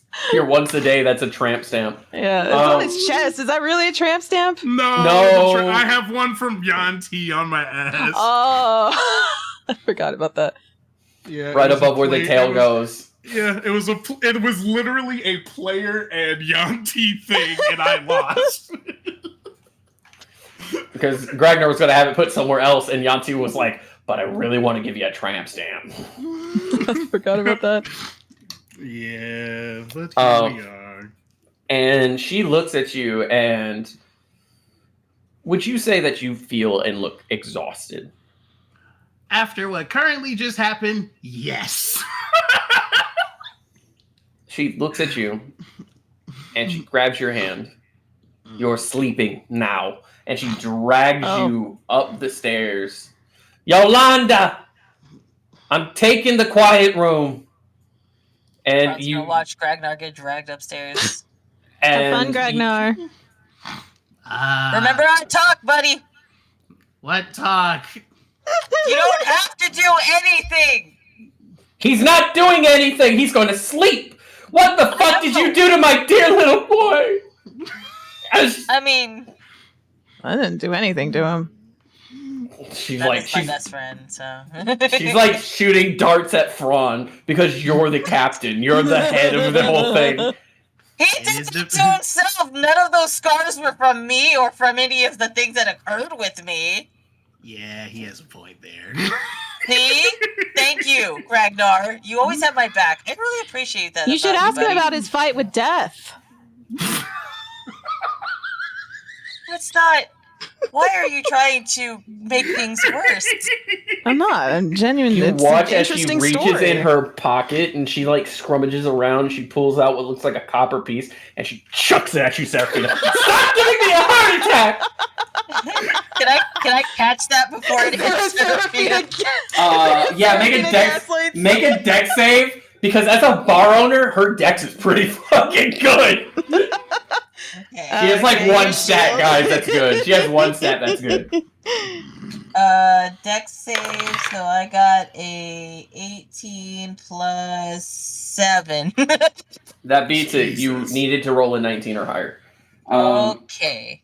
So you literally, this copper piece starts flying at your wife, like actually like flying at her, and you grab it, and you're like, ooh. Ooh, actually, ooh. You know how like standing there unfazed. Yeah, it doesn't do damage, but like you know how like if you squeeze something in your hand, it leaves like a print on your palm. It was like, oh shit! Like you see the coin has like the goddess's face on it, and it's like there's a little bit of an indent in your hand where like you caught it. It's like she intended to flick her in the head with a fucking penny. Like, turns to Fran. It's just like, it was an interesting story. Yeah, but you don't have to tell everyone about that. I didn't. I just told her. They might be like me and be sad when they hear about it, because I was so sad when I heard about it. I don't want that for her. It's fine, Fran. It's not fine. And he runs to Yolanda. Love you. Love you too. Gragnar, she drags you up to a room, and like it is a room that has like night curtains on the windows, and you can see that it is like a very comfortable bed, and she just kind of sets you on the edge of the bed, like helps you get up there, and she starts like prepping tea and things like that, and she just kind of in quiet begins to make tea, and she pulls out a couple snacks. She seems to know where like a lot of this shit is, like and you can infer that she's somehow close to Yolanda because she yelled out Yolanda's name. She said, "I'm going to the quiet room." But like she brings you a bunch of stuff and sets it down, and she just kind of just sleep. You need to rest.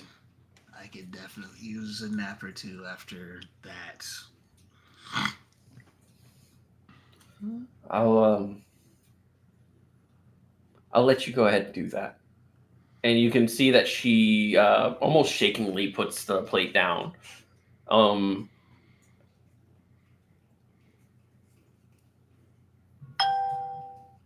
Ding. You chose correctly.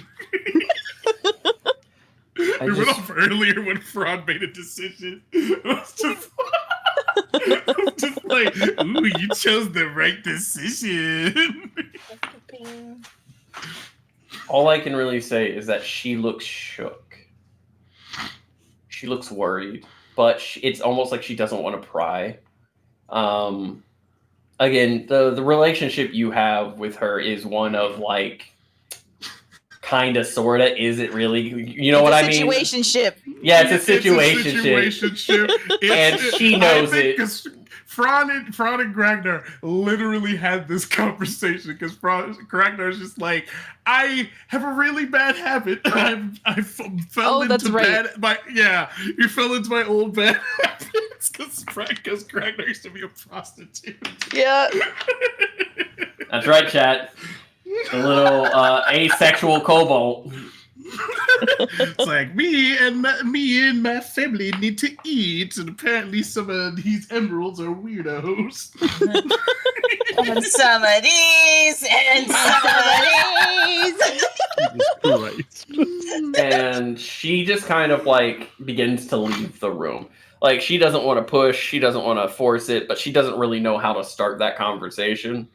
Gragnar's gonna say something. It's just like, if you want to know, it's like I said, it's a really, really long story. A lot's happened since I've last been here. If you want to tell it, I'm more than happy to listen.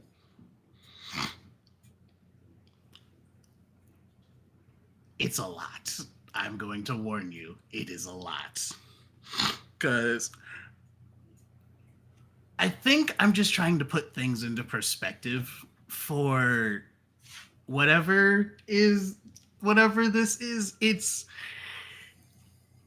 let me tell you, and then I guess we can have a conversation afterwards. Gragnar tells her everything. So like everything? Yes. After what happened after they fucking left. And you watch as she's sitting on a stool, like holding herself there, just kind of. Because I think, at least from Gragnar's perspective, what he's trying to put in place, Gragnar's dumb, but he knows that she like kind of wants something out of this, but at the same time, Gragnar's just like, I have a lot of fucking enemies, and I don't know if I can protect you, because I can't even protect my fucking self.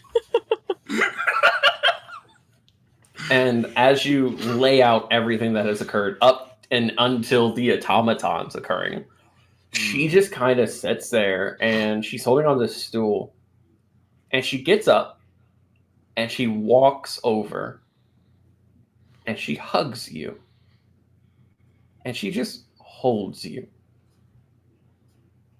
And you can hear her begin to, like, cry.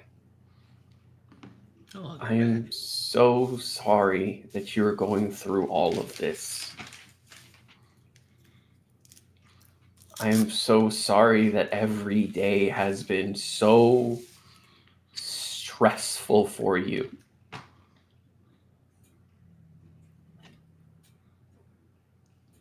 You don't. Lives normally not like this. And she pulls back and just kind of puts her hands on your cheeks. No. No, it's not. People tend to go through stress and change, but they don't go through this. You've had to watch an entire crew of people die. You've had to deal with gods. I don't. If it was anybody else, I think you were pulling my leg and fucking with me. Yeah, but kind of got the scars to prove it. Yes, you do. And she kind of traces some of the scars that are on your face. Those faded ones from death. Yeah. You don't need to prove anything to anyone. You don't need to. And she kind of stops, like she's trying to think of what to say. Like this is not the way she thought today was gonna go. Yeah. And most people would have broken under half the shit we've been through. Some of us have. And she just goes back to hugging you. Sleep. Rest. And just take some time for you. Because you and your friends have been doing so much for everyone else. I do need a nap, but we do have still a lot on our plates. And that will be there tomorrow. All of it will still be there tomorrow.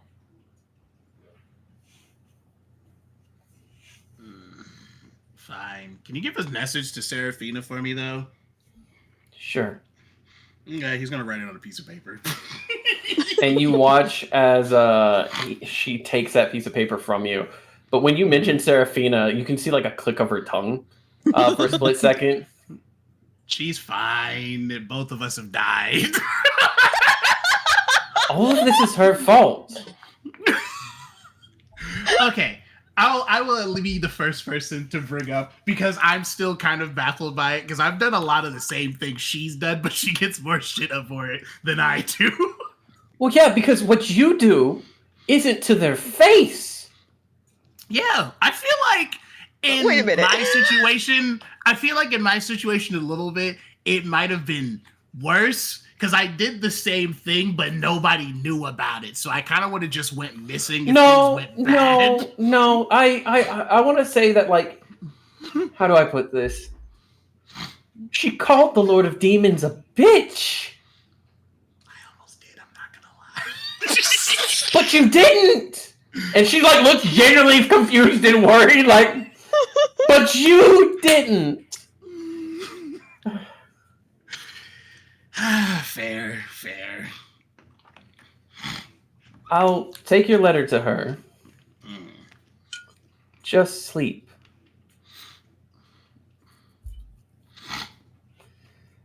And you're going to watch as she goes out and she blows out the candle, and it is dark in the room. The blackout curtains, everything, it's actually pitch black. And you see in gray because you have dark vision. But for the first time in a long time, it's quiet, and there doesn't seem to be anything around you. He is out. Immediate. Like I said, Gragnar was not expecting to survive that. The adrenaline wears off and you're just out. Like, he's been through a lot. Gragnar's been through a lot, considering, right before this, he beat the ever-living dog shit out of Dave Dar. I was like, that's easy. Followed by, this isn't a 1,000v1 fight. I'm not making out this one, guys. It's like, I might take a couple of them with me, but there's 1,000 motherfuckers. I think I'm done here. 1,000 motherfuckers with basically one consciousness originally. So, like... Yeah. It's like the pain fight all over again, but there's 1,000 of them. So... With that, we're going to jump back downstairs. As we jump back downstairs, you watch as I just spaced her name. Agatha comes downstairs with a letter, and she sees Seraphina, and she kind of like straight walks at you while looking at you. And Seraphina does a double take as she's about to leave. Like, hi. And she slaps it against your chest in like the most confrontational way possible. Just my boobs. She'll thank you. And as you go to take it, she grabs you by the wrist and she pulls you down to her level. He is tired. He is sleeping. Anyone bothers him or causes any king of demons to show up, I'm gonna gut him. I wasn't planning on. Calling somebody a bitch. You can insult me about it all you want. This is old news. Oh, that's great. I found out today. That's great. She's gonna take her hand away. And as you go to like stand up, there's just this feeling of like daggers in your back as you go to leave. She's literally just like this. She's not phased at all. This is just normal for her at this point. She's gonna open the letter.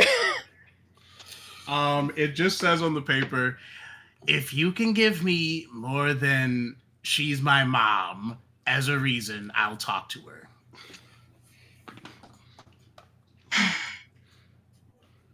I need a mediator. It says that, plus it's like, we're going to need an intermediary because it's not going to be a pleasant talk.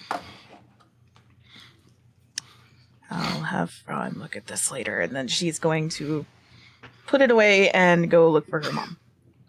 Okay.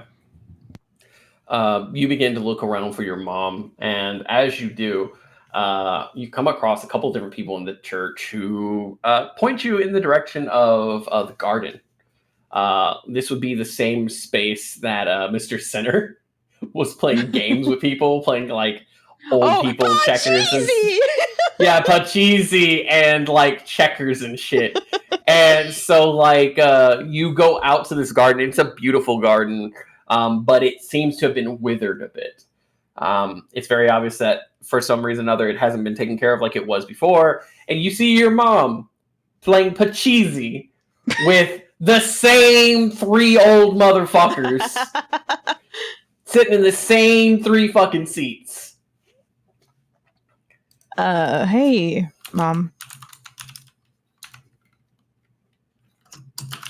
What the And she sits there, she's like, hold on. And she's looking at the board, and you see one of them kind of like, almost like evil mastermind, this old lady who's probably like 85 years old, like wrinkled and tired. And she's a human, and she's just like, make your choice now. Come on. Make your choice. Don't make us break out the timer. You don't need the timer. This is my only second time playing this game. I know, and you chose to put money on it. Mom, you did what? I didn't. no. It's weird. I didn't know that this was where this was going to go. I should have known. We know these kinds of things. So she looks at you like worried, and this like human old woman's just like evil grinning. Shit grin, just like... Well, I don't really blame you. You haven't really been out much.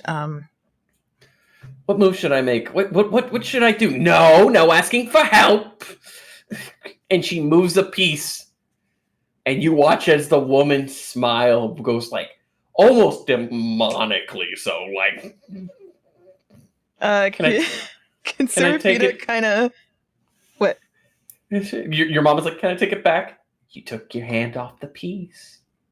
Can Serafina kind of make an insight check on the board to see what would be the right move? Has Serafina ever played Pachisi? I mean, she's gambled before. Has she played Pachisi, though? I don't know. Can I roll a history check to see if she has? Yes, roll a history. You're calling it Pachisi, but it's pronounced Parcheesi. I got a 17. It's spelled P-A-C-H-I-S-I. Wait, what? Oh. I know, Sounds like a new menu item at Taco Bell. Like that's what it sounds like. Pachisi. I misread. That's a 5, not a 3. But I got a 19. You have seen people play this game, but this is the definition of old folks game.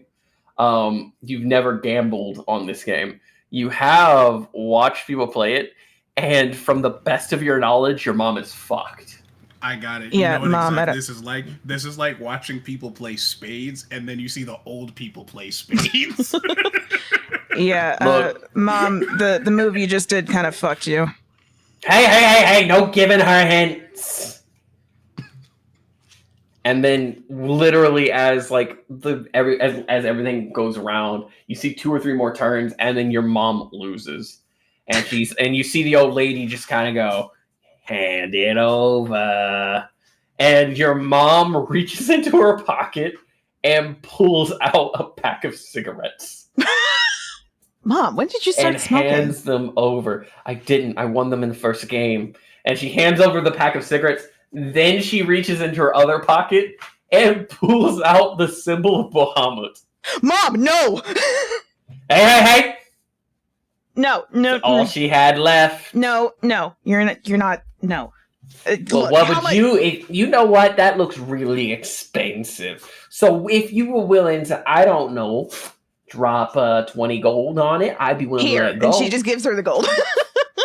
And this old woman looks at you, hand her just 20 gold outright. She goes, "Fuck, I should ask for more." And she goes, "Disperse!" And you see all the old folk get up and they slowly start. Prune juice is on me tonight. Oh my god, I just realized I had Morgana's more fucking sheet up, not fucking Serafina's. Oh my god. Morgana finds out she's missing 20 gold out of nowhere. Yikes. Considering they are a low-level character. I did have 25 gold, so she has 5 gold left. Okay, it's fine. Yeah, you hand over the 20 gold, and you just watch as these 3 or 4 old fucks just like in the slowest like anticlimactic I'm running away, just a real slow. Yeah, one of them's got a walker, the other one's like perfectly fine, but he shuffles. And then the old lady's got a cane, and she's like, "Prune juice is on me tonight." Mom, how did you get roped into gambling? They seemed so sweet at first. They were so nice and so welcoming. Oh, Mom. And then they turned into vicious sharks. Yeah, that's how that goes. Yeah, you haven't been out much. But don't worry. Give me. I have all their wallets, and she pulls out 4 wallets. Can I have my 20 gold back? Of course. And she pulls out, at most, they had like 15 silver, and she gives you half. What is half 15? I can't math. I'm gonna put it's 6. 7 and 5 copper. 7 and 5 copper. Okay. I love how Jojo and fucking Demon are just like, it's 7. it's 7. I'm not the greatest with math anyway. And she goes, and also, this is like one of 30 things of Bahamut I have. And she literally pulls out like 4 or 5 in her pocket, and she puts them back in. Okay. No more gambling. Oh, they would have been easy marks. So you were hustling? Yes, I stole their wallets. You thought this whole time you were like, oh, I didn't know. Okay, anyway. It's called an axe, honey. Also, you didn't have to stand up for me. I appreciate you, but you didn't have to. I'm not a complete idiot. Also, I did not see it coming. I just had to kind of wing it. Okay. Can we talk? And she's gonna sit down at the board. You sit down, and you finally realize that this table is one of those stone tables that like normally would have chests in it, but has pachisi like engraved on top of it. Yeah, it's not stacked; it's like carved in with the pieces and everything. And you watch as your mom kind of like rearranges them. They're stone pieces, and she just kind of sits there. What do you want to talk about? We are heading to Ashengard soon, and she starts looking very tense and uncomfortable. Okay. I've seen what Alizar is made of out and I. I see. And what has he made of him? He's the spear of Osmodeus. You watch as your mom kind of stops midway through readjusting. Oh. I'm sorry. Do you...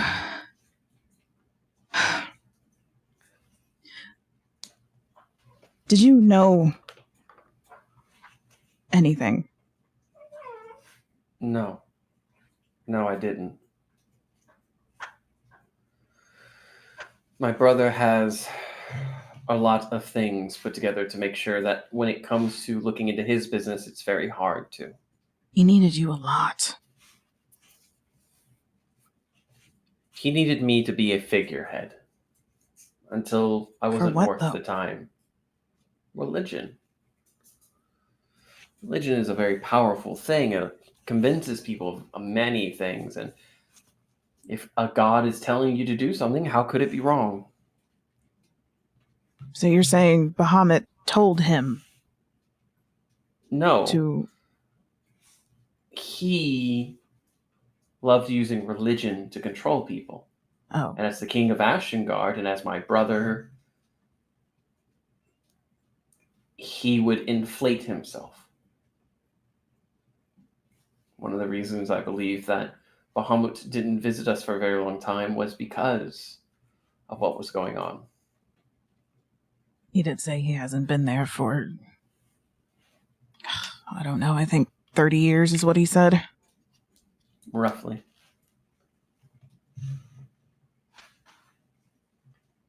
Mom. Yes. Do you know if there's a way to separate the soul from the construct?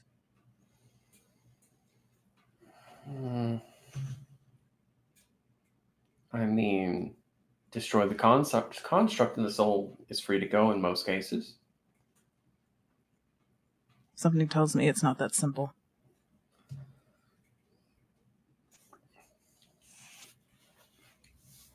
My brother's going to have a lot of things set up. He's going to have a lot of traps and wards and spells. He's a paranoid bastard. I just don't want him to suffer anymore. You can't control that.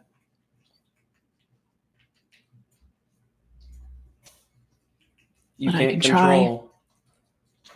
You can't control that. What you can do is control you.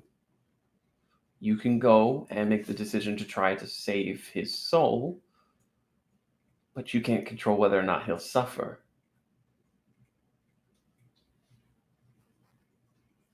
That's not how any of this works.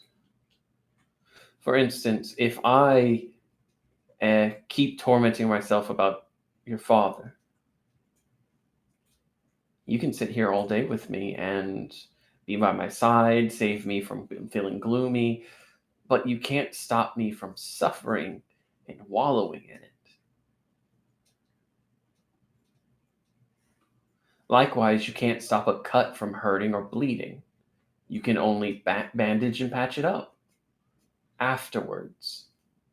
And even then, depending on how you go about, you might reopen the wound, you might make it worse, it might heal it perfectly fine, but you don't get to decide how it heals. You can patch it up, be comforting, and that's about it.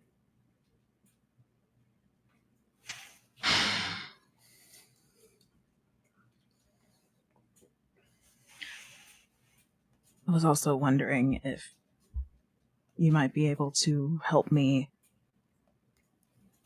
scry on him to see what we're up against when we get there.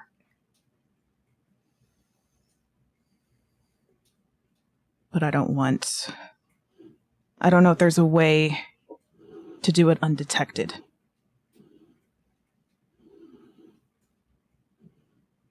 I don't think it'd be fully undetected, but we could try if that's what you want to do.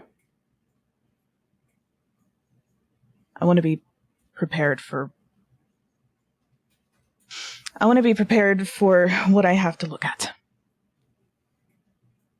You want to scry on Adonine's body. What has become of it? Do you have something that belongs to him? I left everything at the house. Do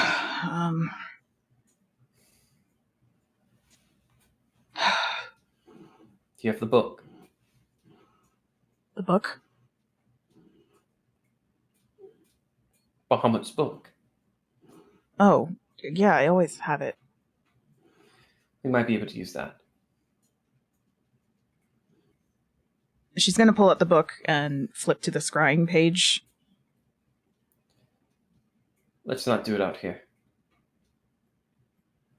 Okay. Where do you think we should? And she kind of looks around a bit.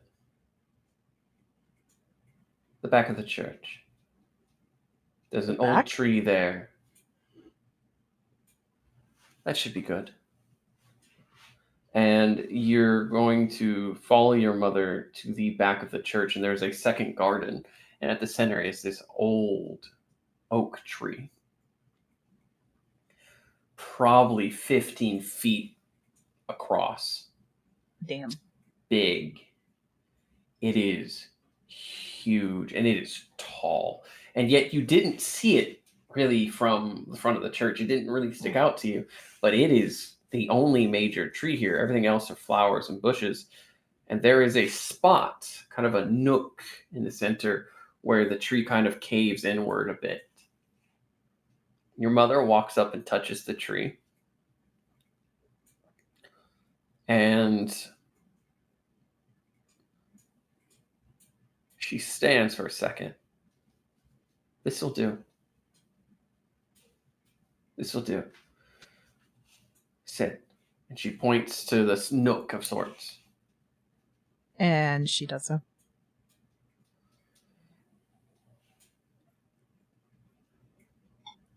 I want you to go ahead and tell me, what are you looking for? Anything that could give us information on how to possibly defeat the spear, and if there's anything that we should just look out for in general. Okay, so you said you were trying to scry. Now that would mean you were looking for an individual or entity. Oh, well, yeah, like she wants to scry for Adonai. Okay. but while she's doing that, she wants to see if there's any information that she can gather. Okay. You sit around the book, and you watch as your mother takes her hand, and she cuts a bit of blood. No. We don't have any gems or anything, so we have to offer up something different. And she begins to bleed onto the center of the book, and you watch as it begins to glow. Can we say that Seraphina's stigma form is also coming out as she's doing this? Yes, you can use your stigmata. And your mother says, "Put your hands on my shoulders." Okay. And she does so. Right. And your mother's going to put her hands on the book.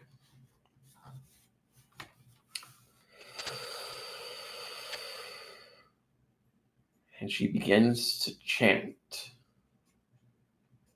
She chants in a tongue you don't quite recognize. What are the languages you know? Let me double check.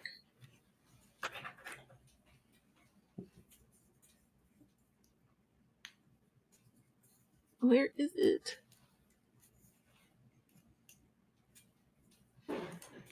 Apparently, I did not pick the extra language that I needed. I have Common, Celestial, Draconic, and then one extra language apparently that I never picked. Pick that language. Oh.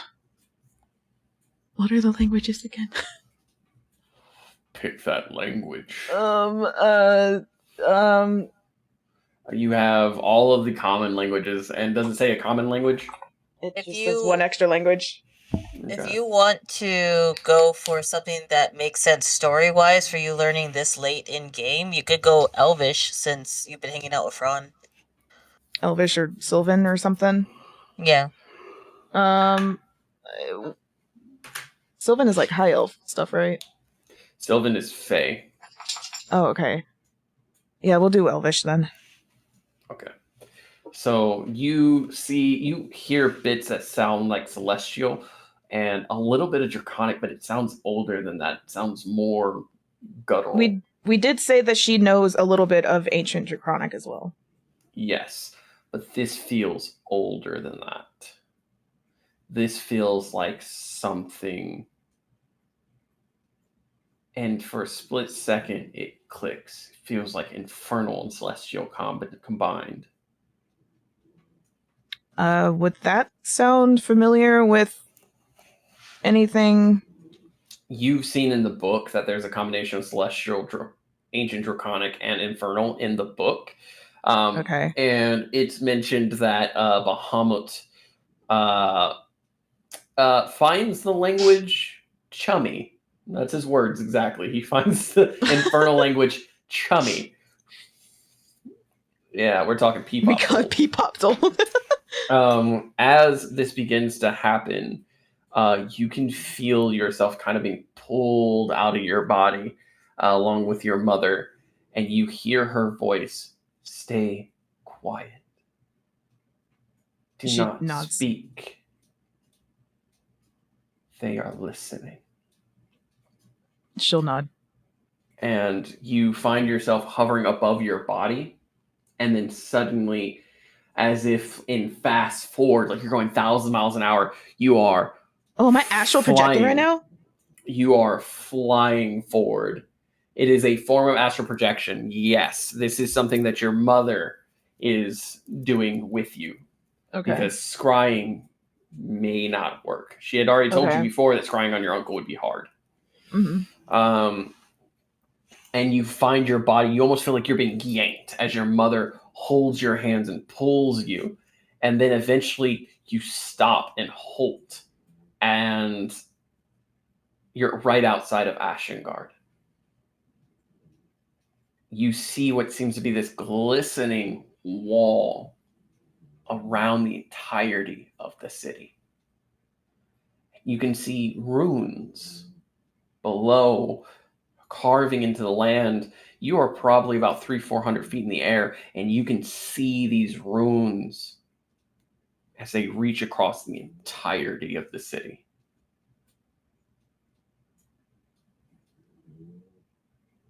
It is a awkward feeling. You feel like you can't move any further, and your mother turns to the wall. She looks at you. You want to see him, correct? And she nods.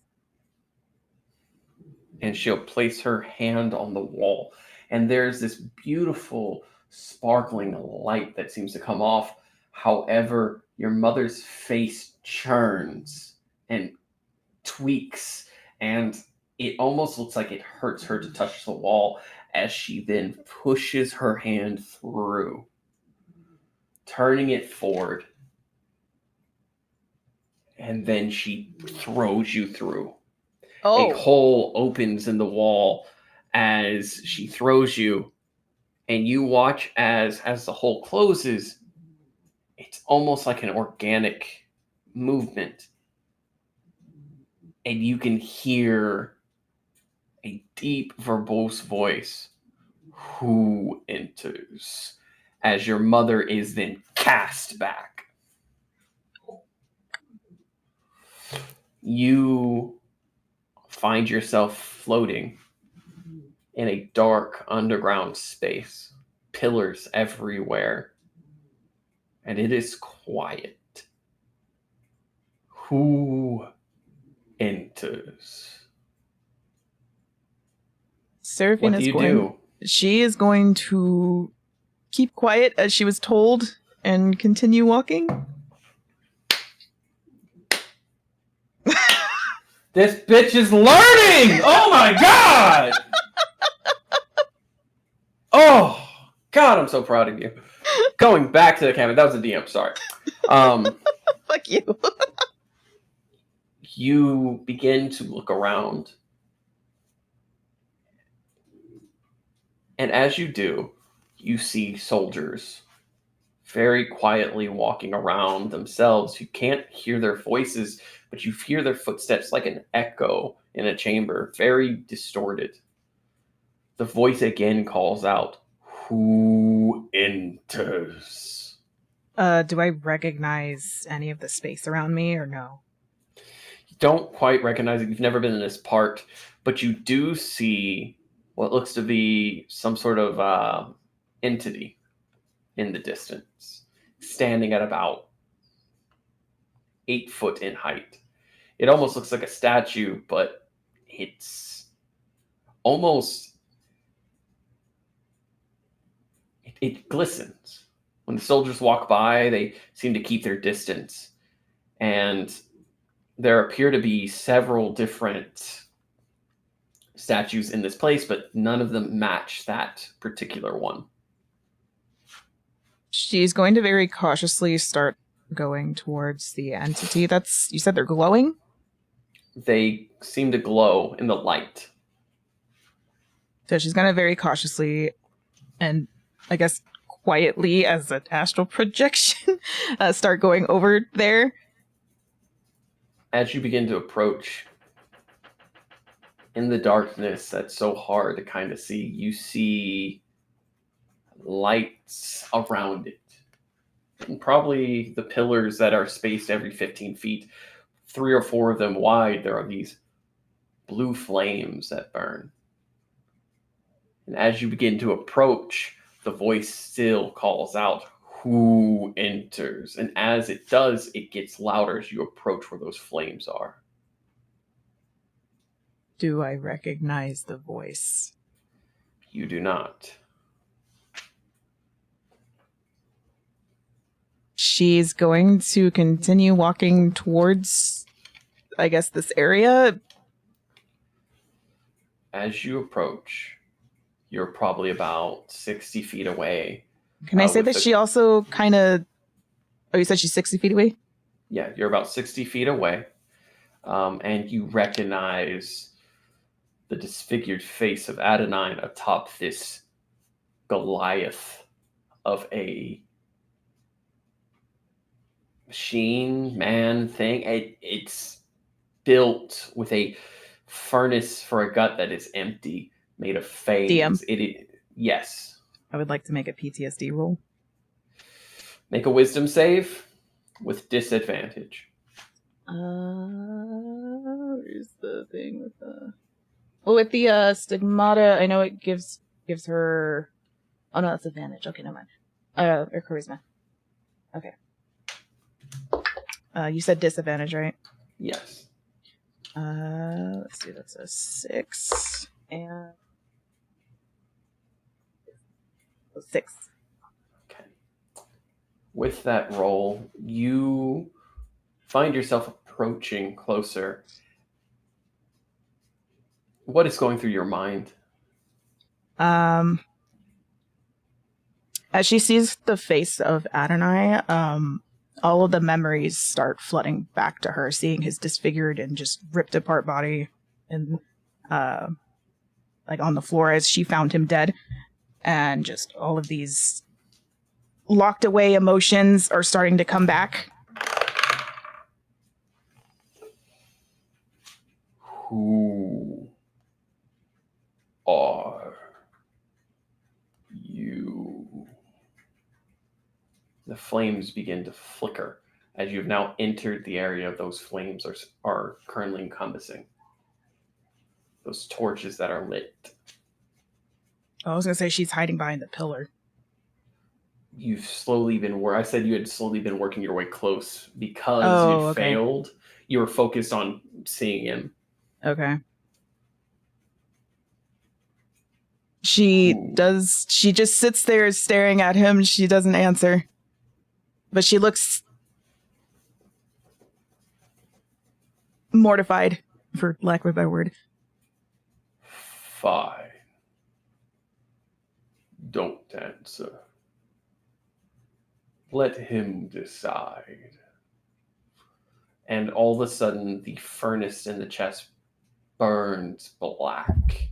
Soot and flame as the face you're staring at, you're probably 30 feet away, as he jolts to life. And one eye glows. And it locks onto you. And he walks towards you. She's going to start taking a few steps back. As you do, it stops.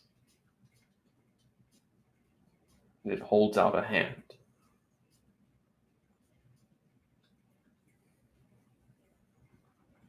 She just sits there watching it. It takes a single step towards you, reaching out its hand again. She just watches.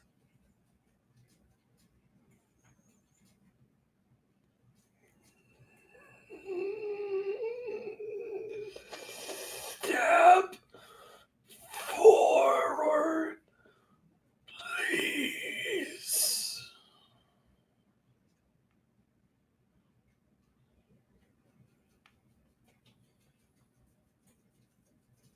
Can I make an insight check?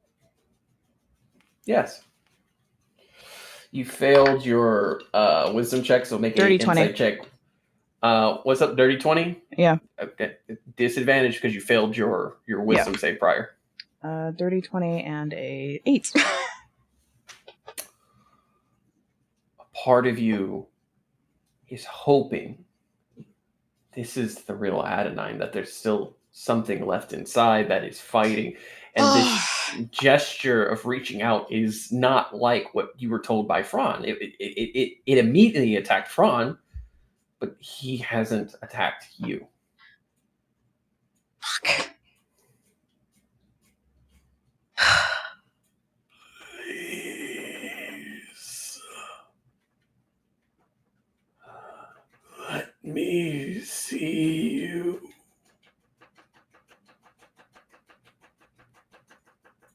Serafina will take a single step forward. And as you do, that one eye that is black with a blue ring focuses on you.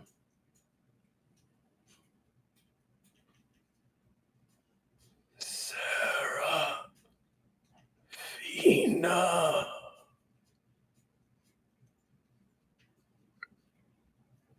She has tears coming down her face.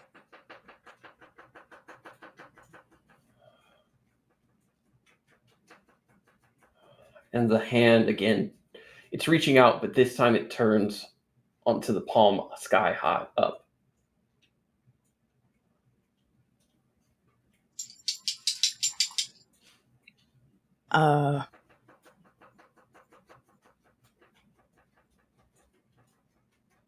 Can I make a roll? What kind of roll? To see if she takes the hand. Because as a player, this is very hard. You want to make another wisdom save? Yeah. Disadvantage. Yep. In a bad mental space. Yep. That's why I'm just like, I feel like anyway. You said disadvantage. Okay, that's a 19. And a 12. You have inspiration. Don't forget. I forgot about that. Where the fuck? Can my thing open?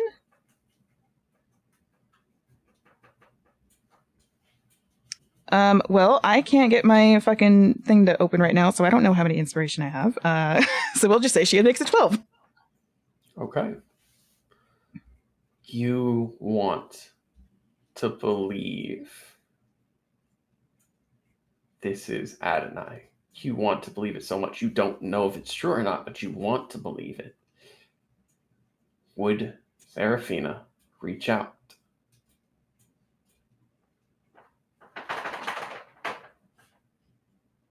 I think said she's in the really bad mental state. She'll kind of start to do so, but then she catches herself.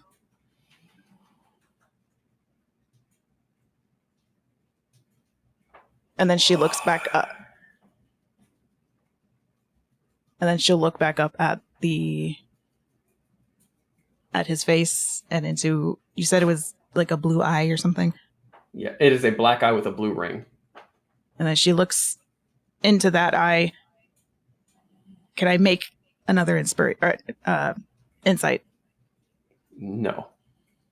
You've made 4 or 5 rolls at this point. What would Seraphina do?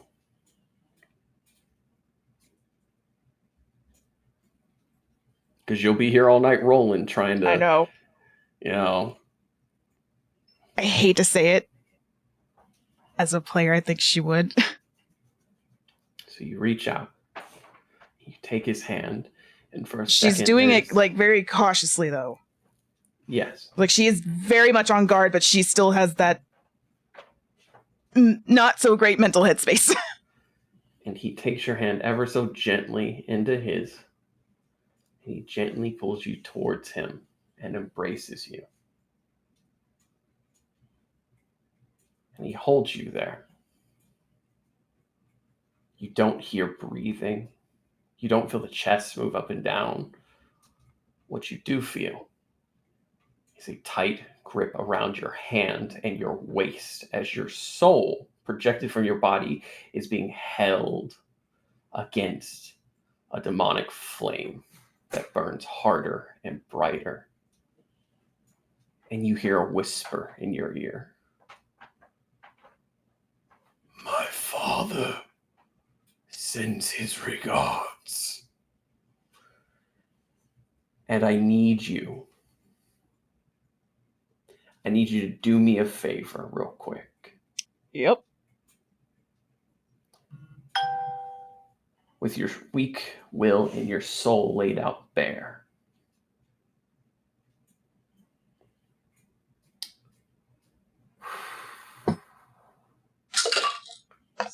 I need you to roll.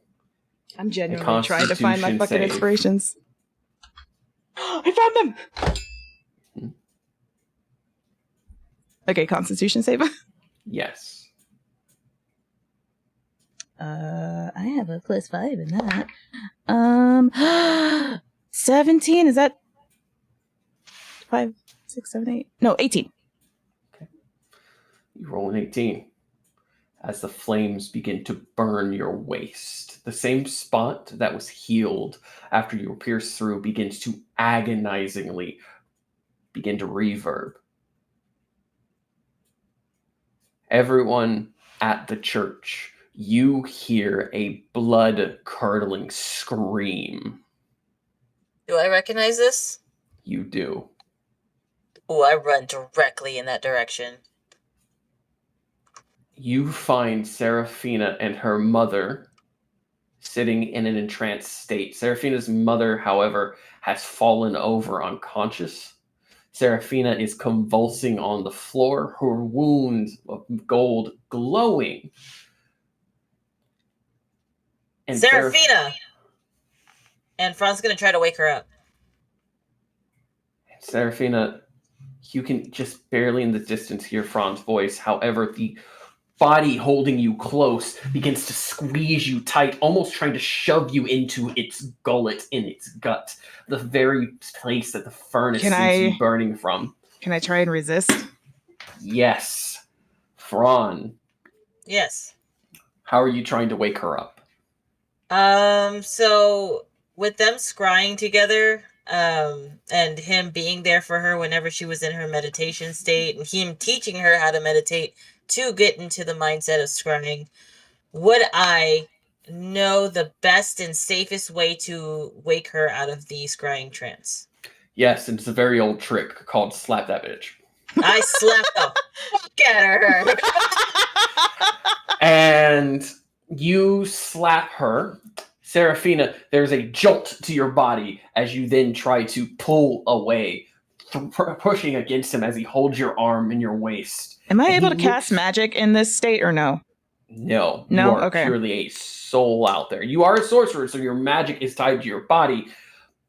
But as a soul, yeah. Yeah, you are pure energy, and to cast it would be to give up a part of yourself.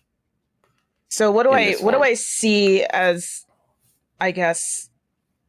So you said that he has like this. What did you say it was? Like a flame? He has an open maw. Yeah, he has almost an open maw, and he's got where the flame of the demon soul set. Question, Morphe. Yes. Are you using my homebrew? I don't know. You don't know? That's the furnace guy, the one with the giant furnace in his stomach and the chains. I'm not using the homebrew you made, I don't think, because this is a very common trope for showing how the soul of a monster is a gullet and things like that. And that's what I've been using for years when it comes to this concept. Okay. Yeah. So I see this. So you said I see this flame. You see this black flame trying to engulf you, and it's almost like tendrils reaching out. You can go ahead, because Ferana slapped you and you're trying to get away. You can try to, not with advantage, but with a basic roll, try to break free. Okay. What do I roll? Just a straight D20 or This is going to be a wisdom save. Okay. That is a 14. How do you try to get away? What are you doing? Are you kicking, screaming? Are you just pushing? I'm trying to picture how you have this. So she's being held there and like this. He's got your wrist and he's got your waist as he's shoving you, kind of like your gut against his flame. Okay.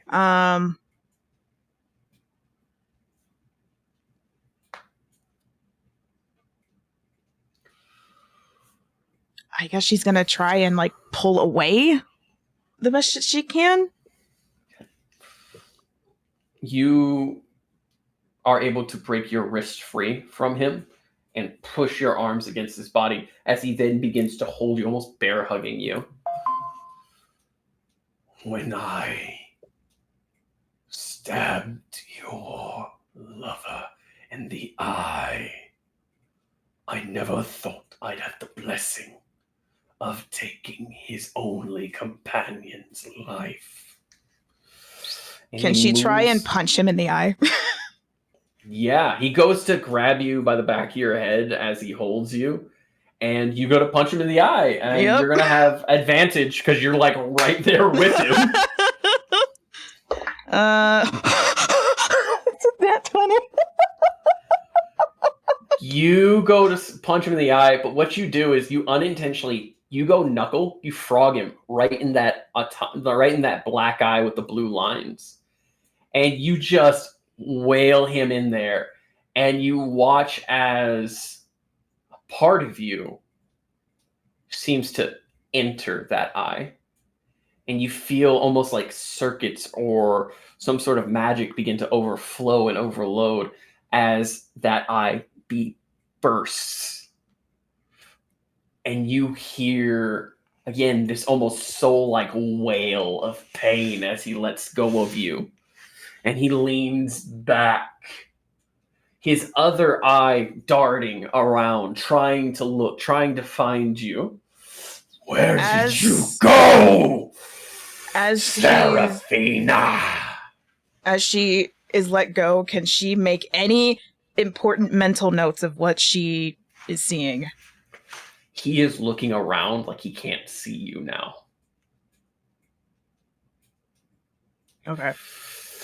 Fine. She's gonna start running.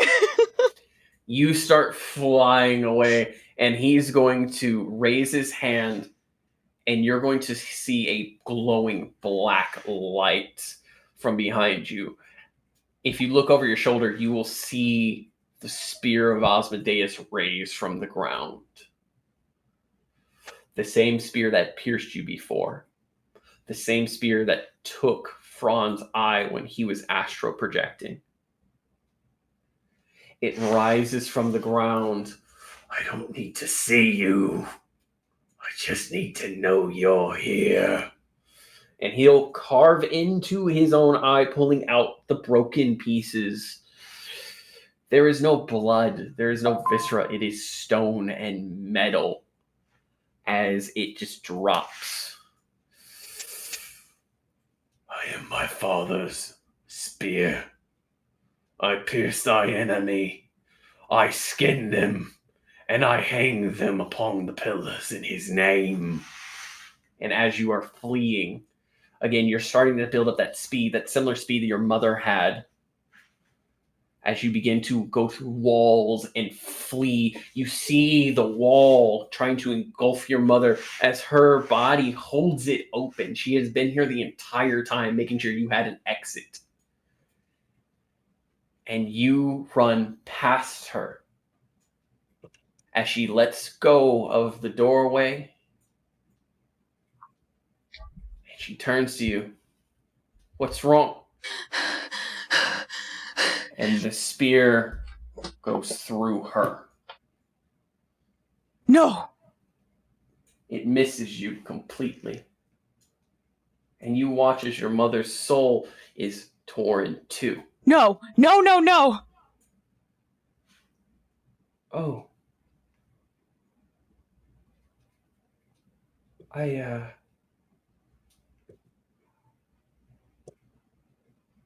knew I'd be torn in two. But I didn't think it'd be today.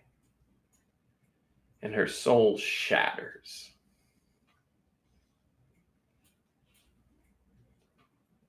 The spear stops and turns upright. You hear again, "Where are you, Seraphina?" And you watch his eyes begin to open all around it.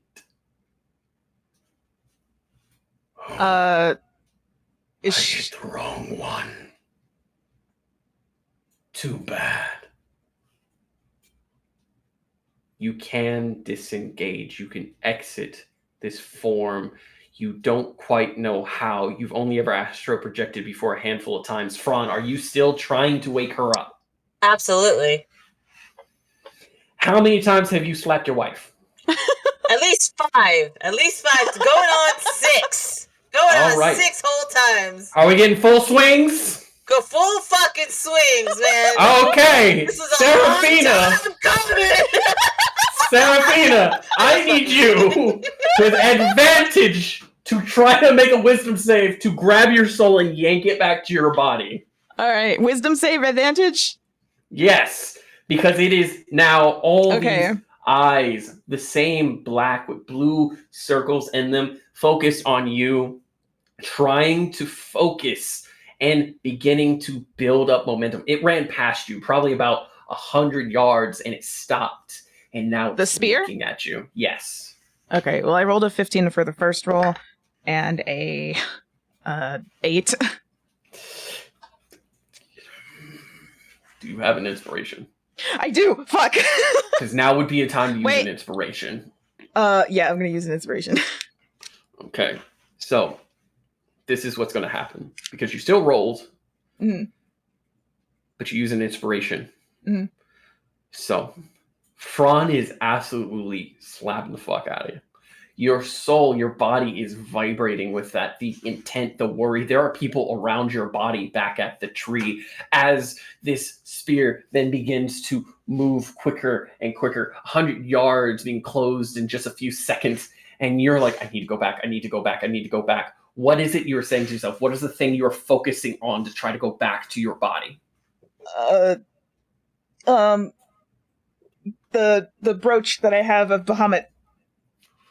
You focus on that, and your chest begins to glow right around where your brooch would be, and you can feel that light as the spear begins to go towards you. You begin to disintegrate. You begin to reappear in your body. Your consciousness being moved. However, in that last-ditch moment, it's not the spear that hits you. It's a hand around your cheek. And it feels so comforting at first. You think maybe you're back in your body with Fran, until you feel that it's too hot, too warm, as the spear pierces your cheek. You open your eyes in your soul form, and you see Asmodeus looking at you, almost like he's caressing where that cut was. Time slows down. Get away from me. Twice in one. Get away from me. What fun. And he goes to grab you by the throat when your body completely disintegrates. And you wake up in your body. Holy shit! Mom, and she's gonna start crawling over to her mom frantically. What's happening? What happened? And she starts shaking her mom. Your mom is not moving. Mom, get up. She's gonna continue shaking her. Fran's gonna turn to a bystander who ran out with him. Call a cleric, quickly, now. Get Yolanda. Yes, we will get a cleric. And you will see as they run off, Yolanda is already coming out the door, and this guy bumps into her. What's going on? And she looks out and she sees a familiar scene. No. And she'll proceed to work her way towards Seraphina and your mother.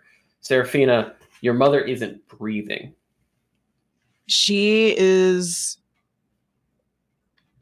once again having flashbacks to Adonai, and she is screaming as she is holding her mother.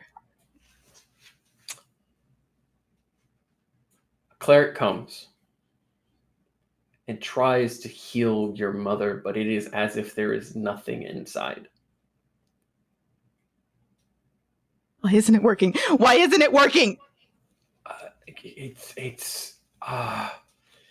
Move, and she's gonna push him away and try and heal her as well. You try to heal your mother. You put so much into her body, and her physical body is constantly healing. There doesn't seem to be any issues there. Doesn't seem to be anything there. It's her soul. It's not in its body. You watched it happen. No. What happened? What's going on?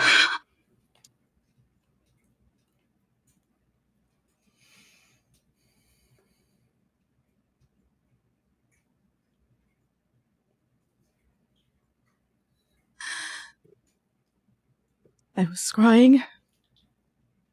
Okay. Or I guess astral projecting. Into Ashengard. What? Why?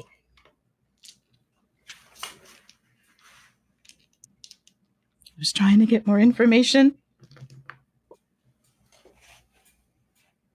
Mom was helping. And then the spear. And she's going to start breaking down. Fran is going to hold her.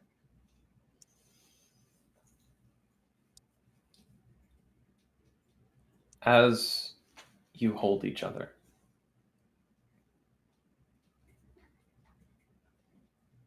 a familiar voice can be heard.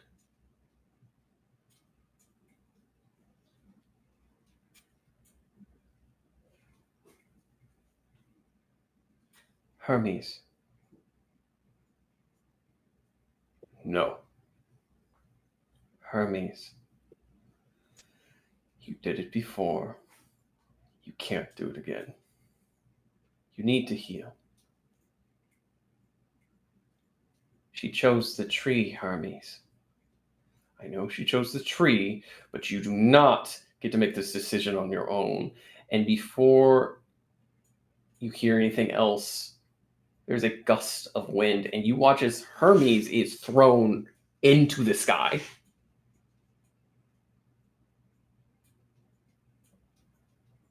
You said Hermes was thrown? Thrown into the sky. Seraphina. Mm-hmm.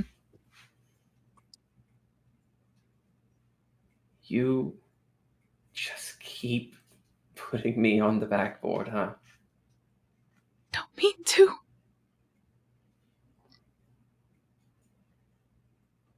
This time, I can save her. No. I will save her. Welkin, you don't have to do that. I don't want you to go through that again. It's fine. No, it's not. Gods never truly die.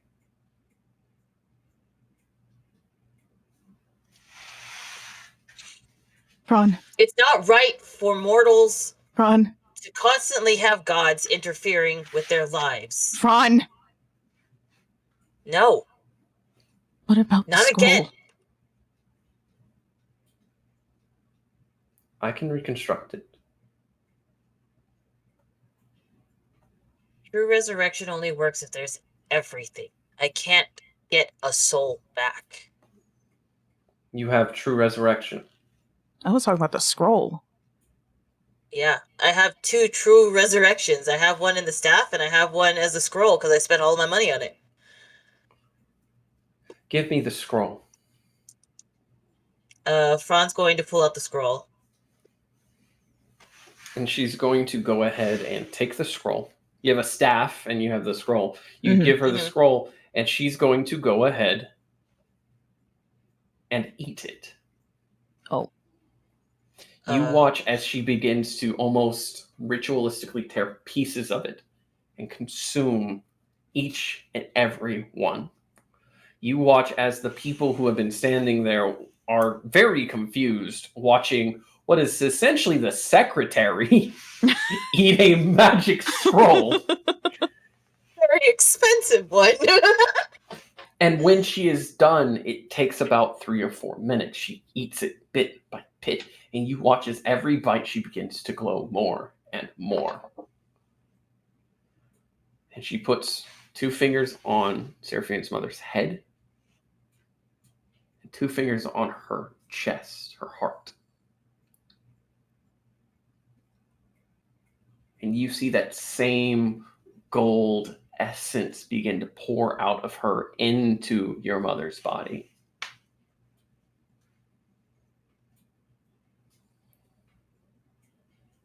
And you watch as light pulsates.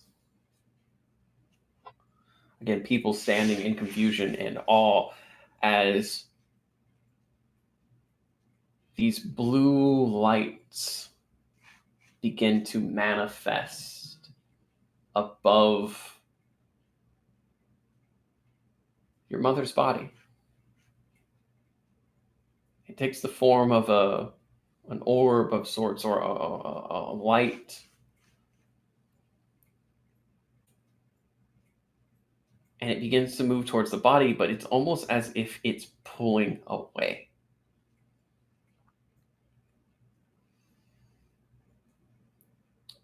As you both look up, you see another light. Blue as well. And you see what you guess to be your mother's soul fighting to get towards that blue light rather than go towards her body. Welkin looks confused and begins to look up. As Can I make an insight on this, on the one that's supposed to be my mother? Yes. That is a 12. She is fighting coming back.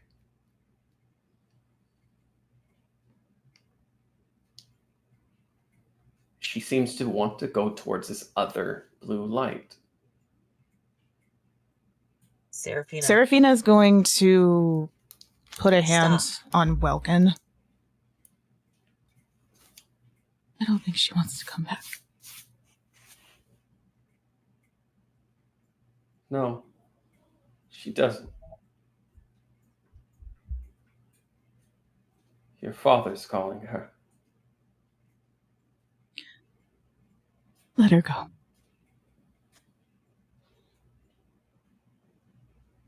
And Welkin will lift her hand, severing that golden connection.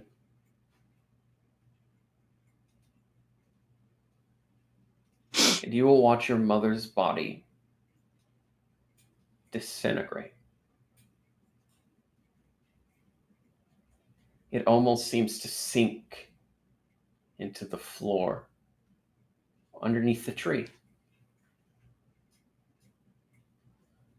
As you watch as the blue light, without any sound or anything that really sticks out, just seems to dance around this other blue light.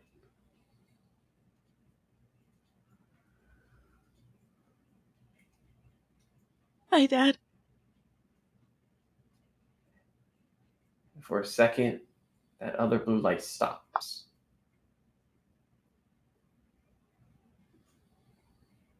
And a small gust of wind rubs your cheek.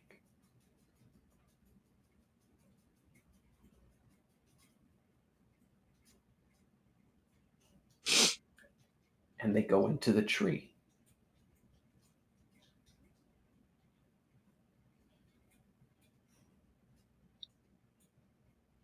There's quiet.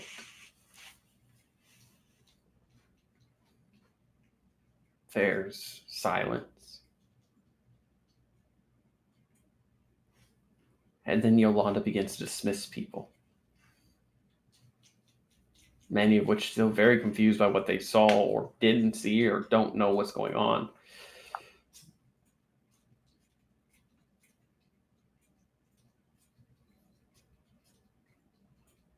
And you remember something. Seraphina, you remember as a child that there was a very similar tree that your father used to sit under to read. He would often have you in his lap at a very young age as he would read you books. Books you didn't always understand, but he was always very excited about. Texts and literature about ancient stories and deities and all sorts of technical shit that a 5-year-old wouldn't give 2 fucks about. But your dad was reading you books. And you remember on those lonely, sad days that your mother really couldn't hold herself together. She would sit in that tree. That caressing curvature that matches what's Wait, here. this same tree? No. But it looks the same. It feels the same.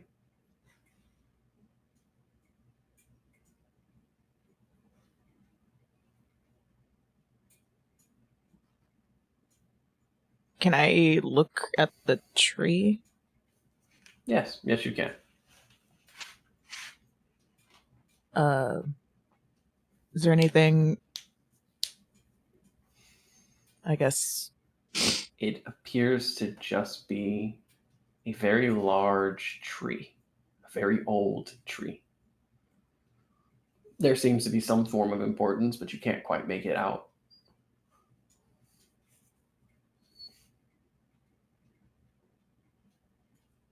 She's gonna put her hand on the tree. Ugh, damn, you got me fucking crying. She's gonna put her hand on the tree. I hope you're happier than you were here.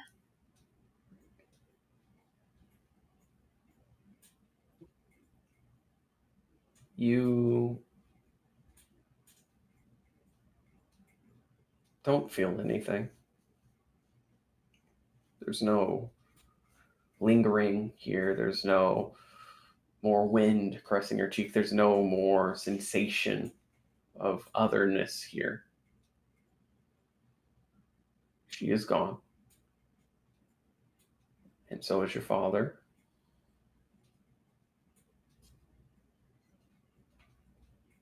And as vehement followers of Bahamut, you hope that they are taken into his embrace.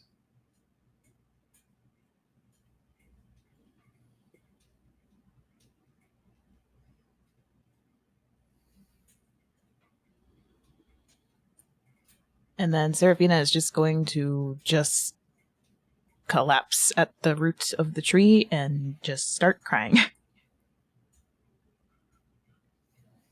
Fran is going to be sitting with her, not saying anything, just with her.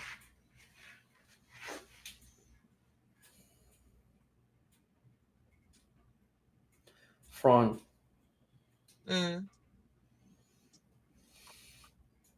Yolanda walks up to you and holds out a letter.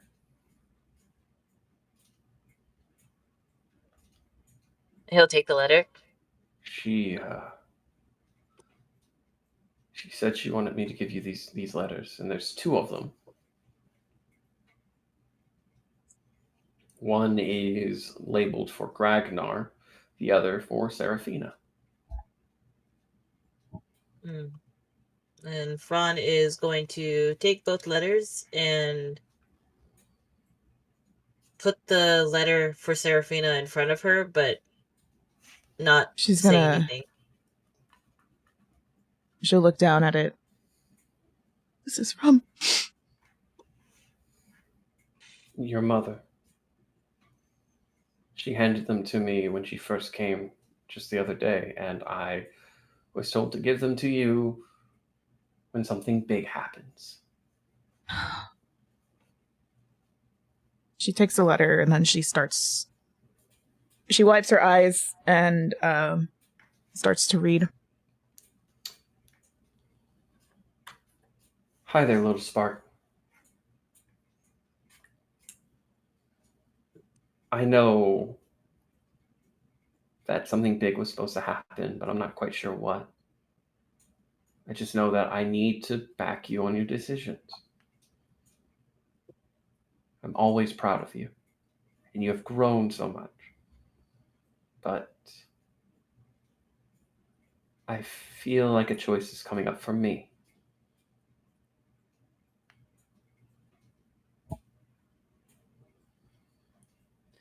I miss your father. And I told you before that I wouldn't want to be resurrected, so I hope that you'll listen to that. Also, to your loving husband,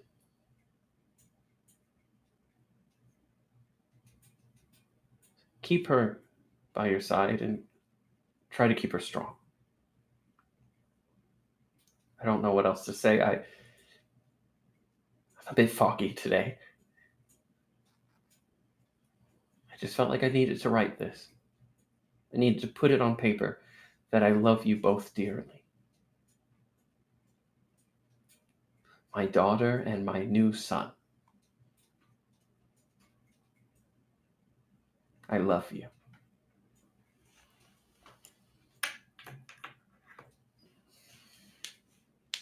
And Fran, you're seeing this also as she's reading.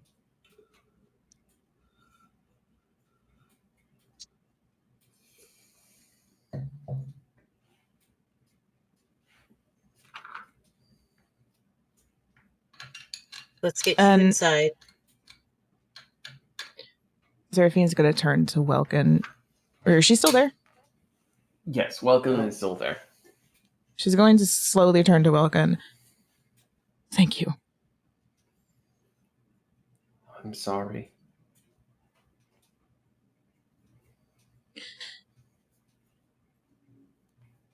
She wasn't happy here.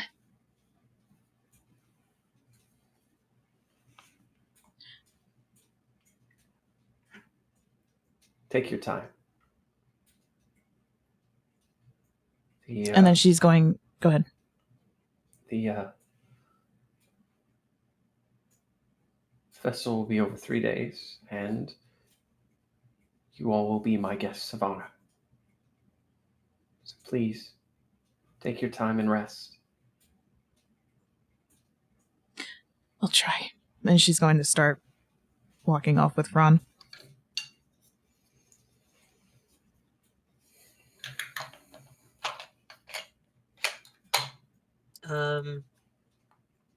Fran's going to get Seraphina inside. And once she's in, I'd say, is it the guest rooms that we had before? Yeah, you can say it's the guest rooms. Once she's in the guest room, he's going to give her a moment alone, and he's going to go deliver that note to Gragnar. Gragnar. Honk shoe, me. Yeah, basically. You've been unconscious, and you are... Would you have been woken by the scream? Fuck no. He's out. Gragnar is sleeping like the dead. He did not expect to still be alive today. I'm gonna go pee. I'll still have my headphones. Fran, you come up the stairs, and there is a very surly goblin woman standing outside the door, kind of looking around, very confused, very scared as she sees you. What was that scream about? That's not for me to say. I have a letter for Gragnar. He's currently sleeping. It's important. Unfortunately, I will have to wake him up. She looks at you like she's contemplating actually fighting you on this. Once I'm done delivering this letter, he can sleep again. It's just it's urgent. All right. And she goes ahead and she opens the door. And you see it's pitch black in there. Like, it's pitch black. But the light from outside coming in makes it so you can see everything. You see Gragnar absolutely honk-shoeing, like out the fuck cold. Yeah, he sleeps like the dead, all right. Gragnar. Great. Okay. Well, I've already slapped somebody awake today. He's just gonna, like, shake you. Gragnar! Fucking Rose.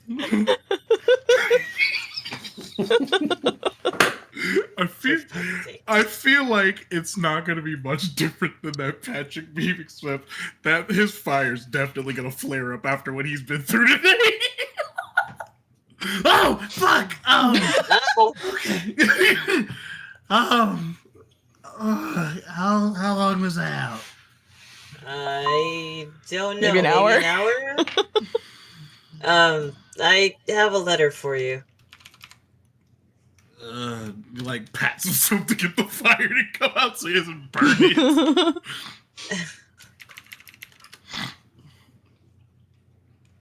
I'll take the letter. They really should keep a fire extinguisher anywhere you sleep. I mean, I'm like one of the few people. We also haven't been here for a while. You know what? That's fair.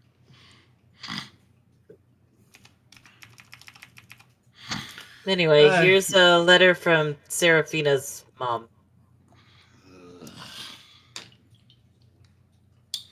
He'll take the letter and open it and start to read it. Begrudgingly. When you open it, two things. One is the letter.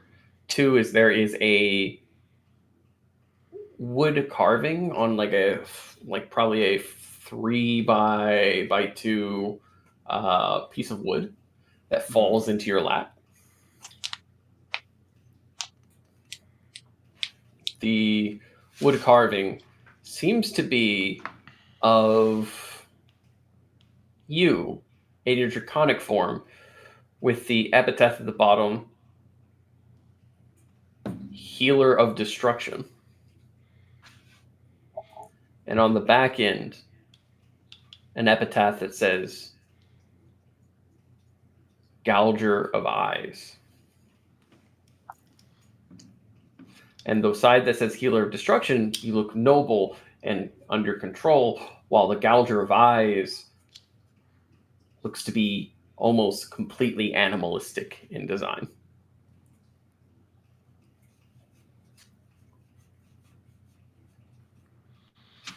Well, hopefully the letter explains this. Dear Gragnar, I wanted to wait till I was in a more clear state, as my head has been off recently. I don't know what much to say other than I am sorry. You are correct. I heard you talking with Fran one night unintentionally. And you are correct. It is my fault that your people were tormented. It is my fault that so many people were hurt and changed and suffered. And no amount of apology will make up for that. I really wanted to have this conversation with you in person, but I don't think I'm going to make it very long. So I just wanted to say I'm sorry. The carving is one I made without remembering. I don't quite understand what it means other than the literal aspiration of you could heal or destroy, gouge out the eyes of your enemies, or heal your friends. These epitaphs, they're other gods' epitaphs. Other deities, you would have had to take them.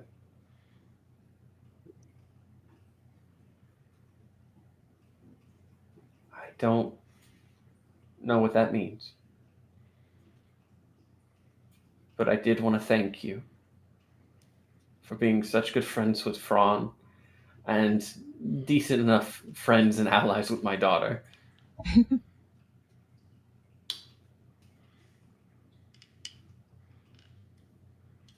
Thank you.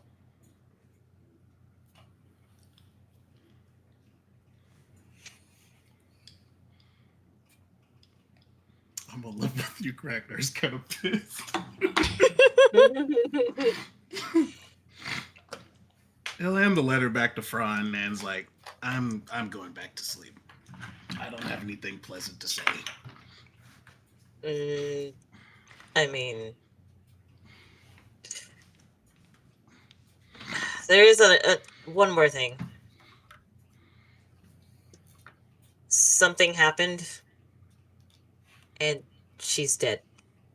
I was assuming as much from the letter. Yeah. Like I said, I don't have anything pleasant to say. I'm going back to sleep.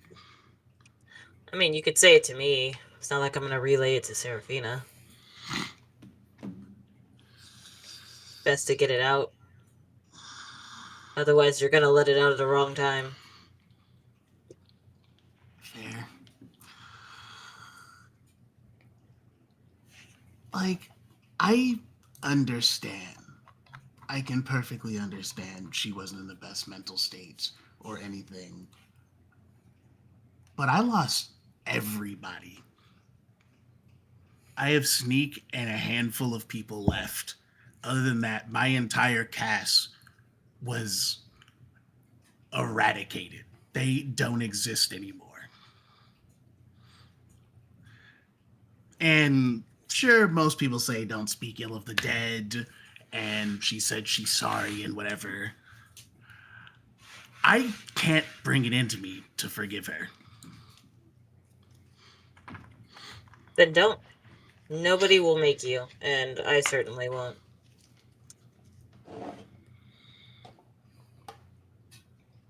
I don't know. It's just crazy that I literally just gave Seraphina a note saying that I was willing to talk to her if she could come up with something other than it's my mom. But shit happens, I guess. Yeah, it was apparently something that had to do with fate and just a lot of... It always has to do with something with fate. The gods always set some stupid shit in fucking play, and somehow we always get the shit out of the stick. And I'm starting to really hate the idea of fate. How do you think I feel? And he holds up the little wooden thing she carved. Well,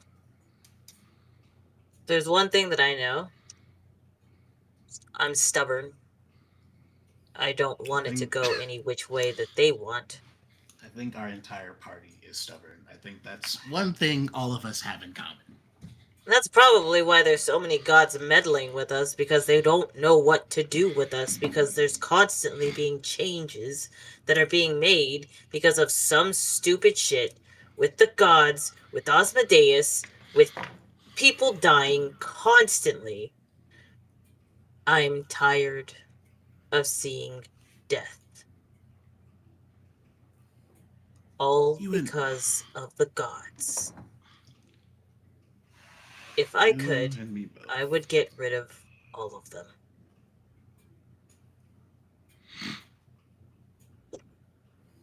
It's a weird statement, only because I'm thinking of becoming one, mostly just to protect myself and you guys. But, you know. Only really have... I mean, my ancestors... I'd make an exception. Well, I feel special. My ancestors are on board, so that's something. Oh, your ancestor wants you to be a god too? Yeah. Oof. Wrong one. Yep, there we go. I'm a little funky with him right now too. Like, he had a lot going on, but I'm gonna let you know, all of that automaton stuff has been building up for a while, and that's kind of me cleaning up his mess. Yeah, I meant to ask you about that, but I feel like it's been a long day for everyone, and I don't think you want to talk about the automatons at the moment. Honestly, now that I've gotten it out once, it's not that long of a story, considering you were there for part of it whenever we talked about getting the corruption fixed. Right. And then it wasn't that I forgot for 2 months. It was all hell broke out on the fucking ship like almost the entire time back. Yeah, that as it usually does. We don't get a fucking break. Yeah, but I kind of went in there without thinking. I'm gonna level with you. I was not expecting to come back out of there, but went better than expected. And We have Gragnar, one. for my sanity, please don't get yourself killed. Okay, to be fair, it was an accident. I was talking to Welkin and Seraphina and was like opening the hoard as I was walking and talking and didn't actually look before I went in. It's fine. We have an extra ally. We have an extra ally at the very least. Apparently, another god, I assume? Yeah, it's the one that's been looking over me. They're cool. I had an entire conversation, which is the whole reason that the automatons are coming out. Great. I mean, that is great. It's great. It's just great.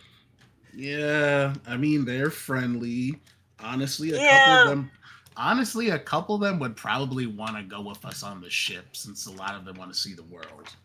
I don't know if I want to keep gods around us as all gods, concepts, everything that has anything. I was talking to about do the with automatons. They are very welcome. They are welcome to join the ship. That is perfectly fine. Anything beats the seagulls. All right, like it's. I want you to know that there was a little automaton that was like he looks like a little kid. He was like, he's like creeping around the door. It scares the crap out of some people in the hallway. And he's like, oh shit, and then you're like talking about nah, and then he was like, oh. Also, R.I.P. the bird people. Yeah, they got eaten. They got eaten. Yeah. They got eaten off screen. Like they got eaten. Our poor seagulls. Fuck those guys though, they were annoying as hell. We love them. It's like I can see Fron being like, "Oh, rest in peace, fuckers." I mean, there was one time that Fron will probably enjoy writing a story about is whenever they saw Sam taking a bath and she turned into a fish. And they started swarming her window saying fish. Fish, fish, fish. Yeah, fuck those birds.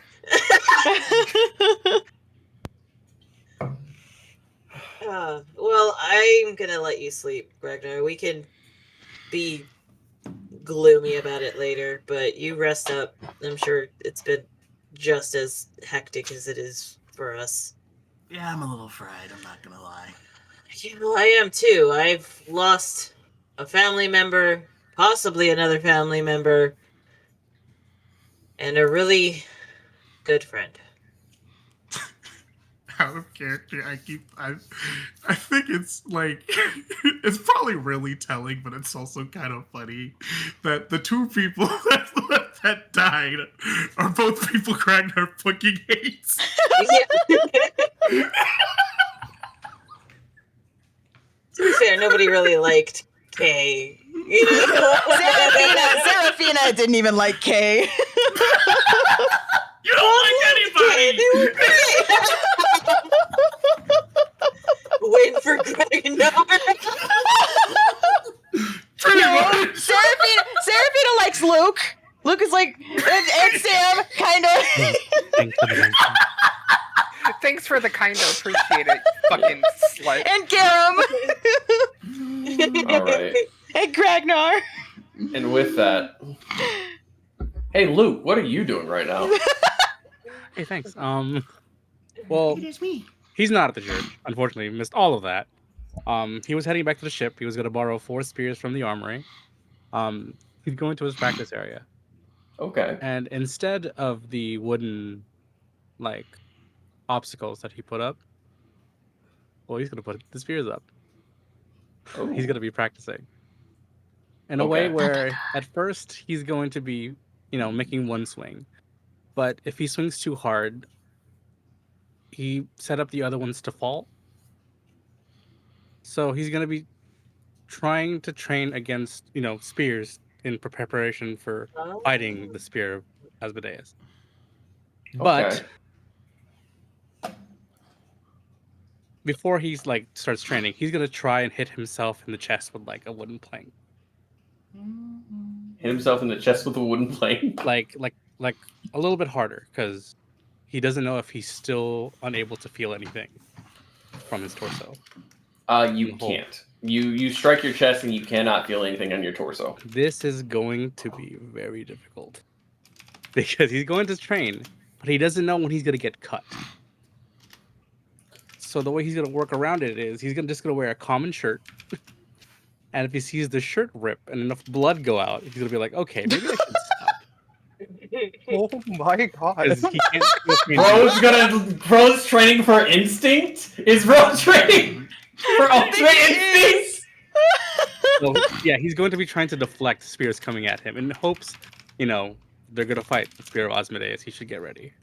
So I want you all to picture this, like as everything is happening over with the church, and the spear is attacking Seraphina, and then Seraphina comes back, her mother.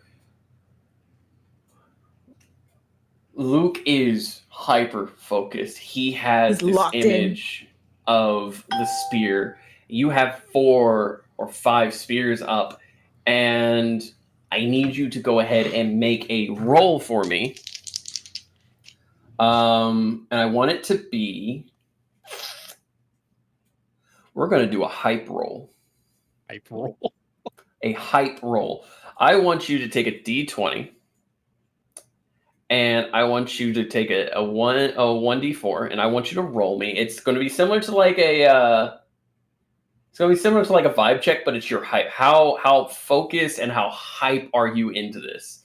Because you know from what everyone has told you that the spear is the essentially quintessential enemy right now in physical form. 15 plus 3, so 18. 18. Okay. What song would be playing right now as Luke is doing? It's not the song. It's going to be just a story Fran has told. Like maybe when they're hanging out, maybe when they're it's like a little prayer. They're in a campfire. It's a story from Fran. All right. And what is that story that Fran told you? I think it was the one that like we shared compared notes. Like I think it was during like drinking. Like I told the story, but Fran's like, I remember that differently. And he's thinking, why was that different? Why do I remember that differently? The story of the hero. Mm-hmm. You have that story playing in your head. Why was it different to you? Why was it that I believe in your story the hero failed? Mm-hmm. But in Fran's story, he succeeded. Why is it that I remember more failures than successes? I want you to do me a favor. I need you to go ahead and tell me, what is the most important thing to Luke?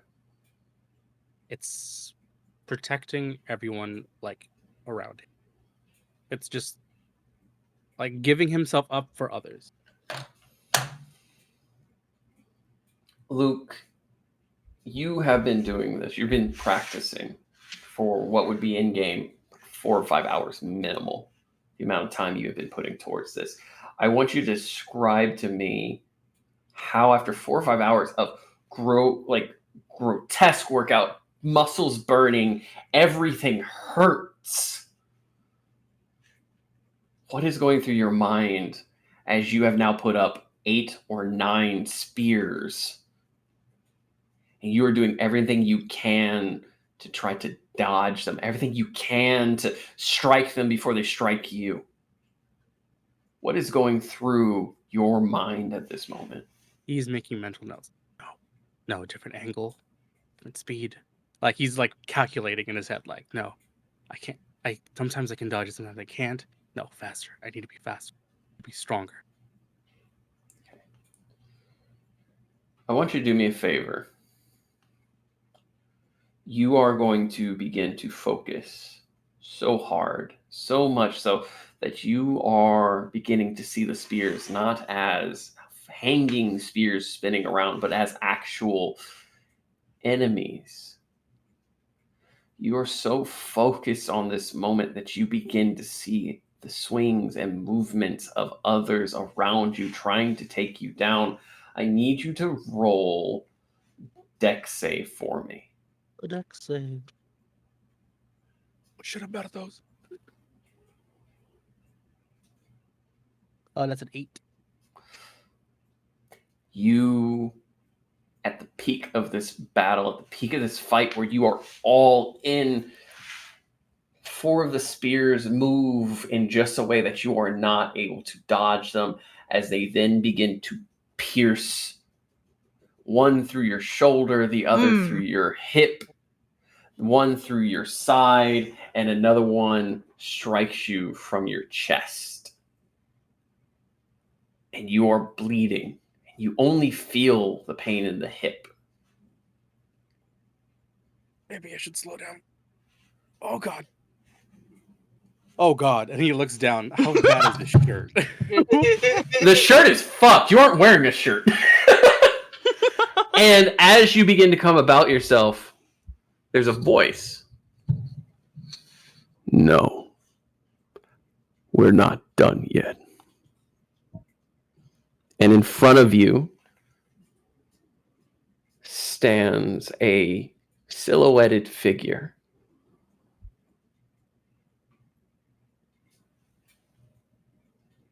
Is this the best we can do? You're right. And it strikes a pose with a spear. You're right. You're right. He gets back to ready position. And he is going to change grip and throw the spear at you. I want you to decide, are you going to try to deflect? Are you going to try to move past? What are you going to do? As the spear is hurling towards your chest. You're bleeding, you're tired. He's going to try to dodge. All right. You give me a deck save. I'm still good at those. Oh, it's better. 17. You get out of the way of the spear as it rushes past you. How do you roll? How do you get out of the way? Get up on the Hydra's back. He twirls, like he turns around, but in his second step tries to lunge forward, trying to like close like the distance. You lunge forward, holding your weapon in your hand. And there's this moment of clarity where you can see the very movements of this enemy before you. You can predict where they're going to be ever so slightly as you swing through the center of its mass. And you hear, "Fuck yeah. That's who we are, Luke. That's who we'll be." And it disperses. And as you come to, you realize that it's almost like it felt like a hallucination. All of the spears around you have been broken. Oh boy. The dummies are shattered. The place looks like it's been ripped asunder as you realize that you were bleeding all over the floor. Oh, I'm gonna have to pay for that. And you also realize that your blade is glowing. Ooh. It has a hue. What is the color of your aura blade? It's red. It's red. You have focused, you have been training both in and out of game, in story for so long. You have finally awoken a sword style of your own. Whoa. What do you name your sword style?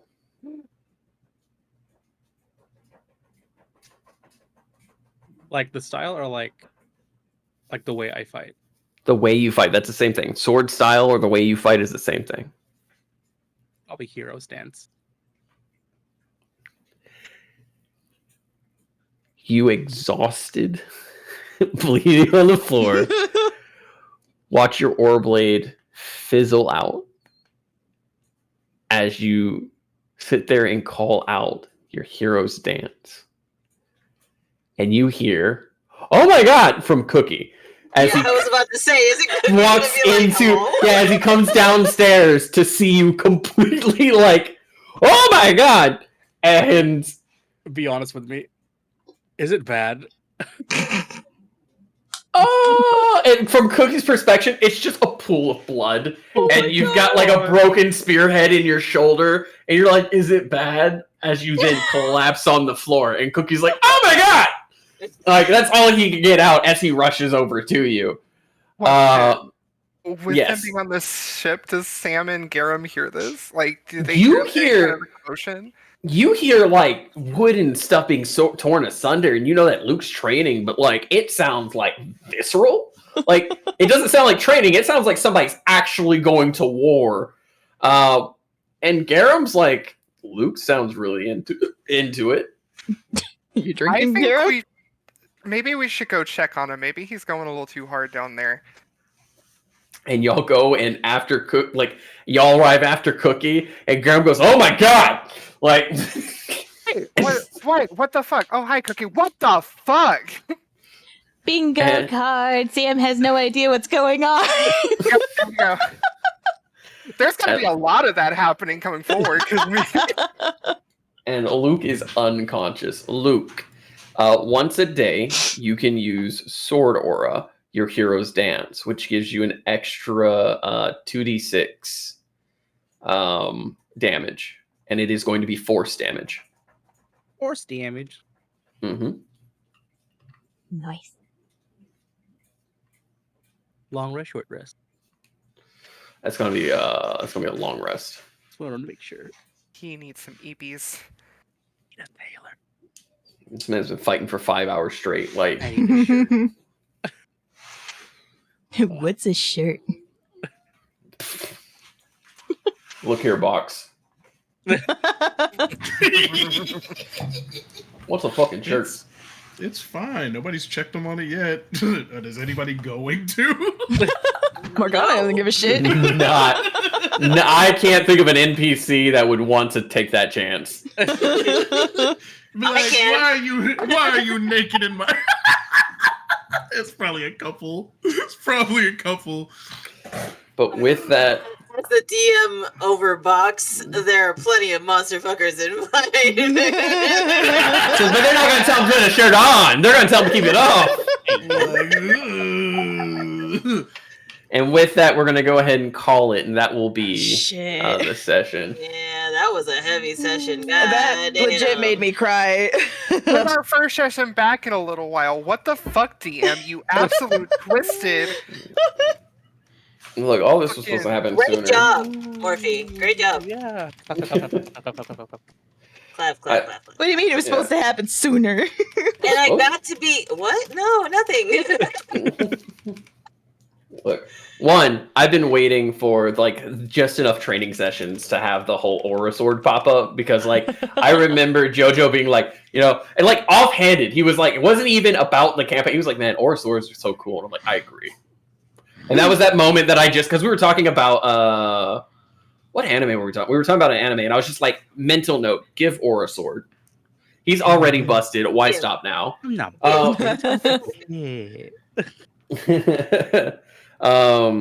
But yes, these were things that were like bound to happen because I knew that Seraphina wanted to go ahead and scry again.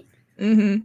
And like, there's only 2 people she wants to scry. If you had chosen to scry on your uncle, he was going to be in the shower.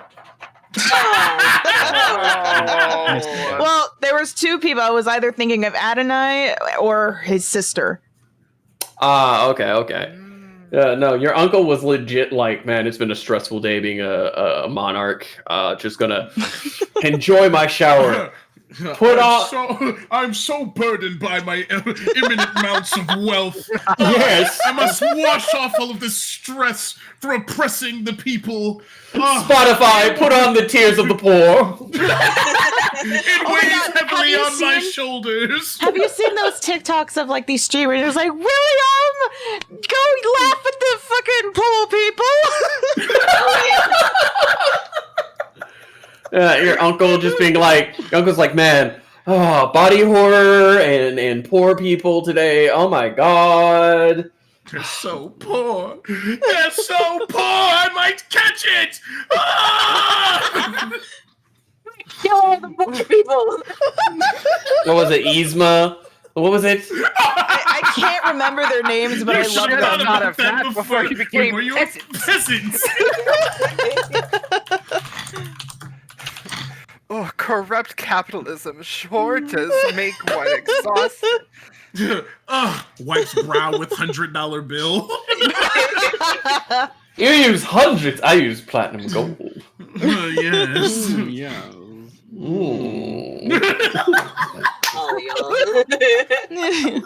But yes, that is a session. I know. I thought it was rough at first when like Fran like already lost like one of his closest people to him. Then found out that you lose a loved one. You lose a loved one. Then found out that like, maybe his dad's dead. We don't know. That's rough. That was already pushing it. And then Seraphina's mom just fucking gets split in two. Like mentally, I was like, that's enough slices. That's enough. Hey, let's not deter the fact that I lost the shirt. All right. No, I am sorry that my fucking childhood friend was burdened by the loss of your shirt. Okay, like. I mean, technically not anymore. I mean, here's the thing. Kay would have been down to watching Jay shirtless. Like. Thank you very much, dude. It's growing though. Question. So I know Thanksgiving is this coming Thursday. Are we having last night in on Friday? Yes, we still are. Okay. I just wanted to double check. Yeah, I don't want to spend that much time with my family. I have a question. God damn. I have a question for Friday. Mm-hmm. Yes. Can all sales in game also be having Black Friday sales so that we can? That's not up to me. That's up to your merchant friend and her sister. And also, if Morgana can convince them.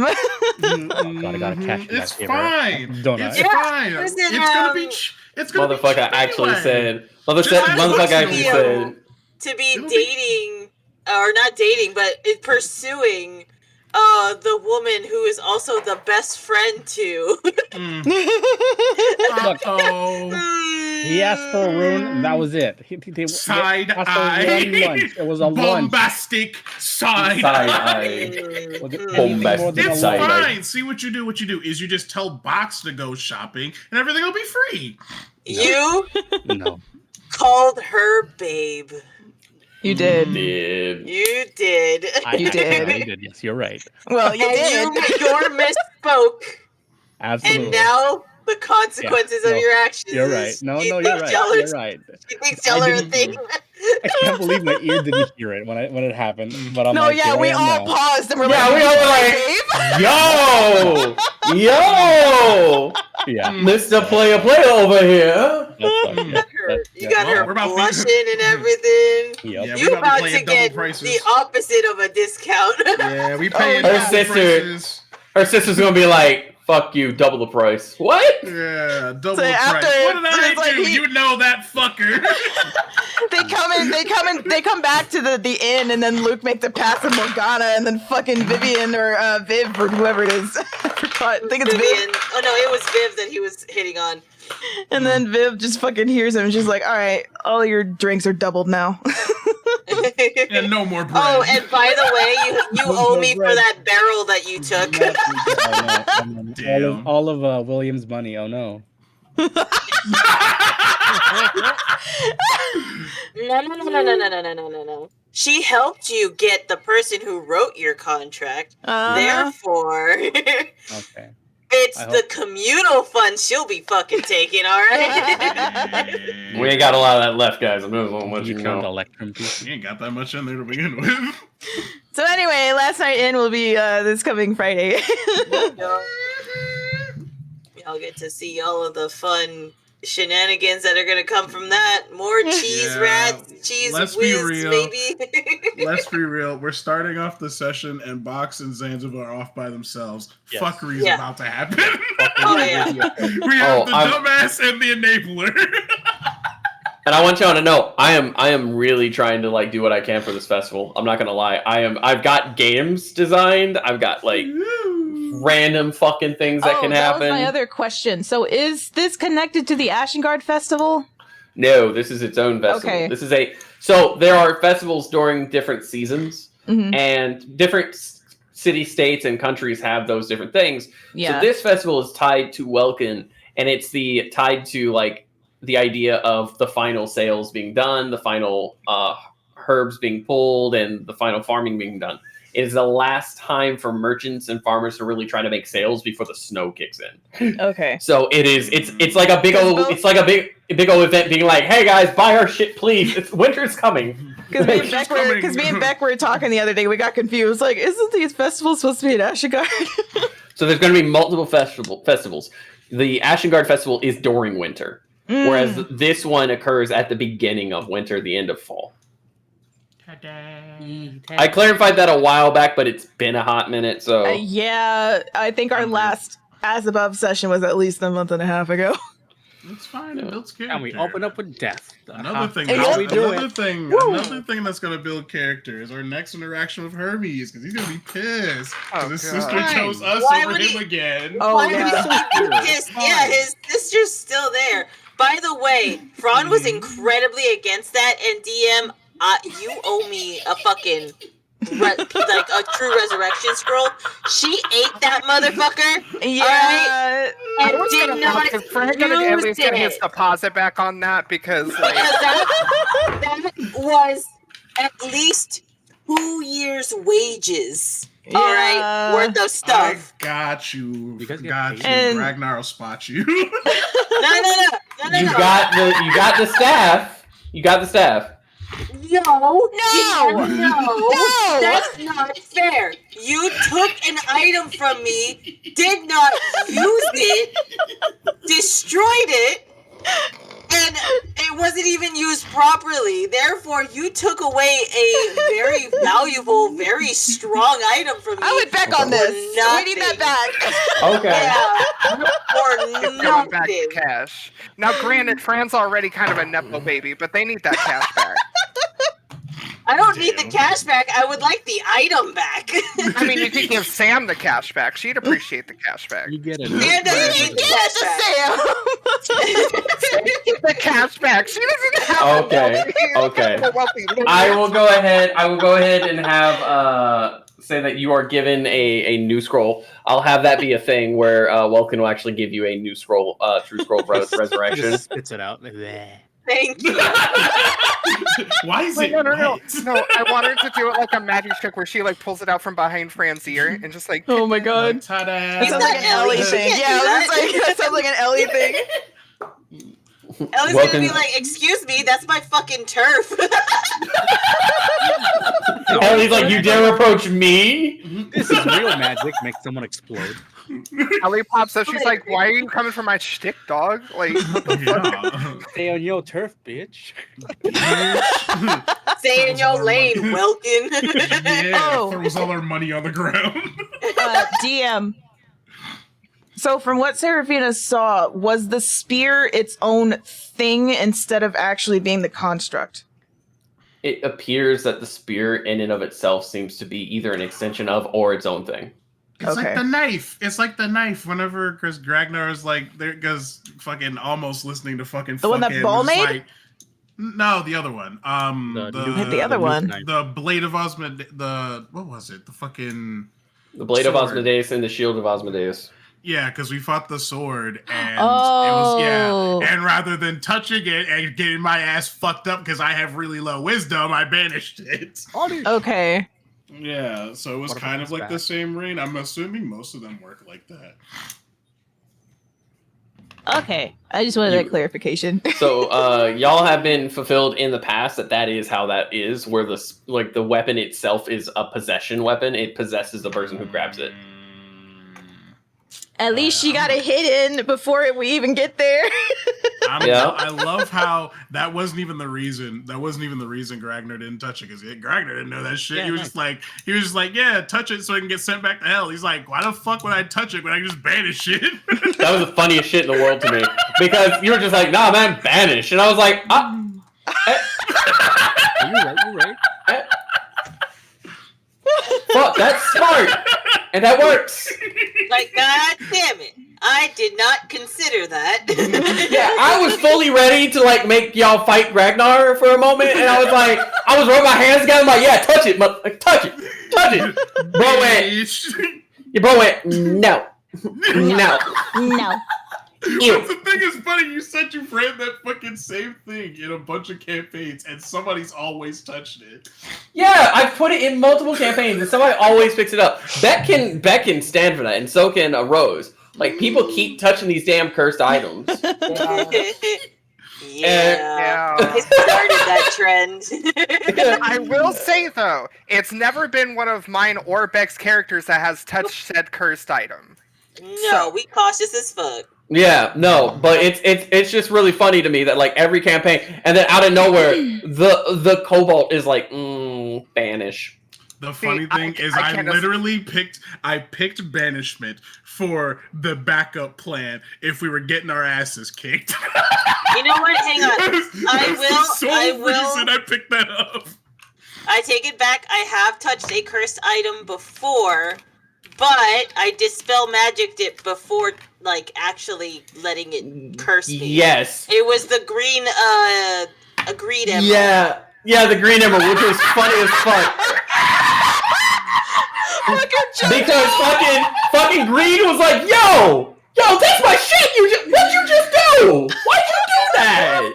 I made it so it didn't do the thing anymore. For chat, Jojo just said you touched Serafina. Does that count?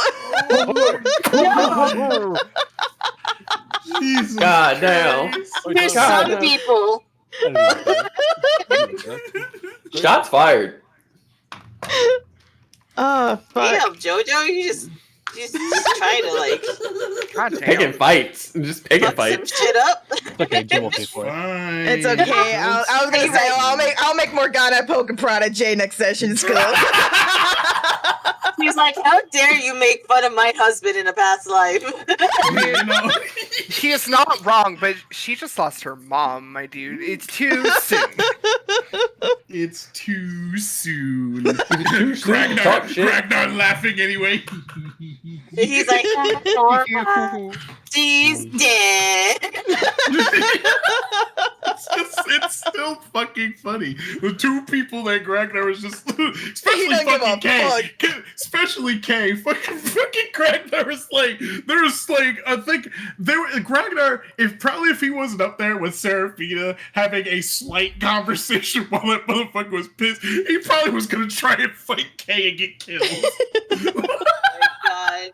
You know, two different situations where this has happened. We've had the almost fight with Garrow in the beginning of the campaign. Oh yeah, I remember that. That would have went so bad. I absolutely love the fact that my two most beloved people in my life, Gragnar and Serafina, not in that order. I want to clarify that. Yeah, I was gonna say. Not in that order. Nice save. Absolutely despised my childhood friend, who I thought was absolutely pleasant and wonderful. To be fair, he did try to murder me, and he called me a fucking lizard. So, You know what? Yeah. People can change. Okay, no, he didn't change. He did not change. He was just like my friend that I care about. He died for me. Okay, like, you. Yeah, for you. He's like my friend that I care about. He's like, but that weird lizard thing. Even in his fucking letter, he was just like, "You're the only person I care about." Yeah. I'm being jealous, like you. The fucking dead. All right. Oh my god. I'm sorry. That whole point needs to be animated because I heard "Stop being jealous, wife. He's dead," and I just see Fran pointing to a grave, and Serafina with her. It's Kay on the fucking ground and like the fucking Family Guy pose. Family Guy dead pose. Yes. was gonna say, you can flip that around to Fran and be like, stop being jealous, Fran, he's dead. Had a nice grade. Smoldering. You know, I do have a question for Serafina. Why? Why did your mom die? Next. No. She said it was the spear. You said you went to gather information, but you skipped the entire part about you seeing your ex-husband. And then she said the spear. You did say that. You also didn't say that you were embraced by Adonai, and that's what. Yeah, that's kind of the fucking problem here. Alright? So I don't want to hear shit about Kay, alright? Little Miss Thing. It's nice to have the family over for dinner. You know what? And this is not in a good mental space, okay? Nicholas Fraud! He's had everyone he loves die! What do you want from him, woman? You had your mom, your dad, and your ex-husband. She barely had her parents. I've had my dog. I've had probably my dad. Alright? I've seen Yolanda die at least once in my lifetime. But he doesn't remember that. You know what he does remember now? Losing his daughter, his only child. Okay? His childhood best friend, his ex-fiance, who was also one of his best friends. Alright? His fucking girlfriend got stabbed in the stomach with a spear and died, and then finds out. I do want to point out, guys. Wait! And finds out Gragnar died! It's gonna take a minute. I also never said that Serafina was not going to tell Fran. Here's the thing. I do want to point out. And act like Fran hasn't been through enough. I just want to say, guys, half that shit was not me. That was backstory shit. I just want to put that out there. I have killed a lot of people in this campaign. I did not kill everybody. Hey, It's like, I am not taking responsibility for the my dog. story was my ex-fiance, alright? No, your dog? Your dog, I had nothing to do with the dog. You were like, they killed my dog. And I was like, oh my god, okay, well that is definitely a formative child experience. Okay, so that the is dog definitely and my ex-fiance are the only ones that I, as a player, Okay, have killed, also your ex-fiance did that to herself. Was that really you? And you know what? At least fighting words. At least D&D Jerry Springer, man.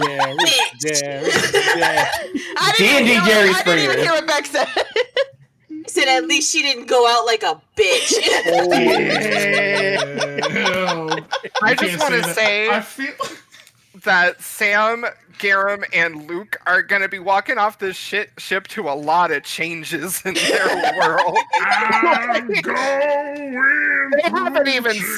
They haven't seen the automatons yet. I don't think. Well, Luke has, but like Sam and Garum have not even seen these automatons yet. They're going to be going to the church and like probably be like, "Oh, we should always tell them about all these robots." Oh no! What happened? My chat said, "Killed the dog, John Wick."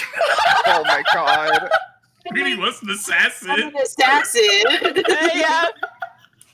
So tracks. You're not John Wick, no. No, I he's could John Wick. I could never. Oh my god! Hang on. I need to do something really quick. Let me just there we go. And there we go.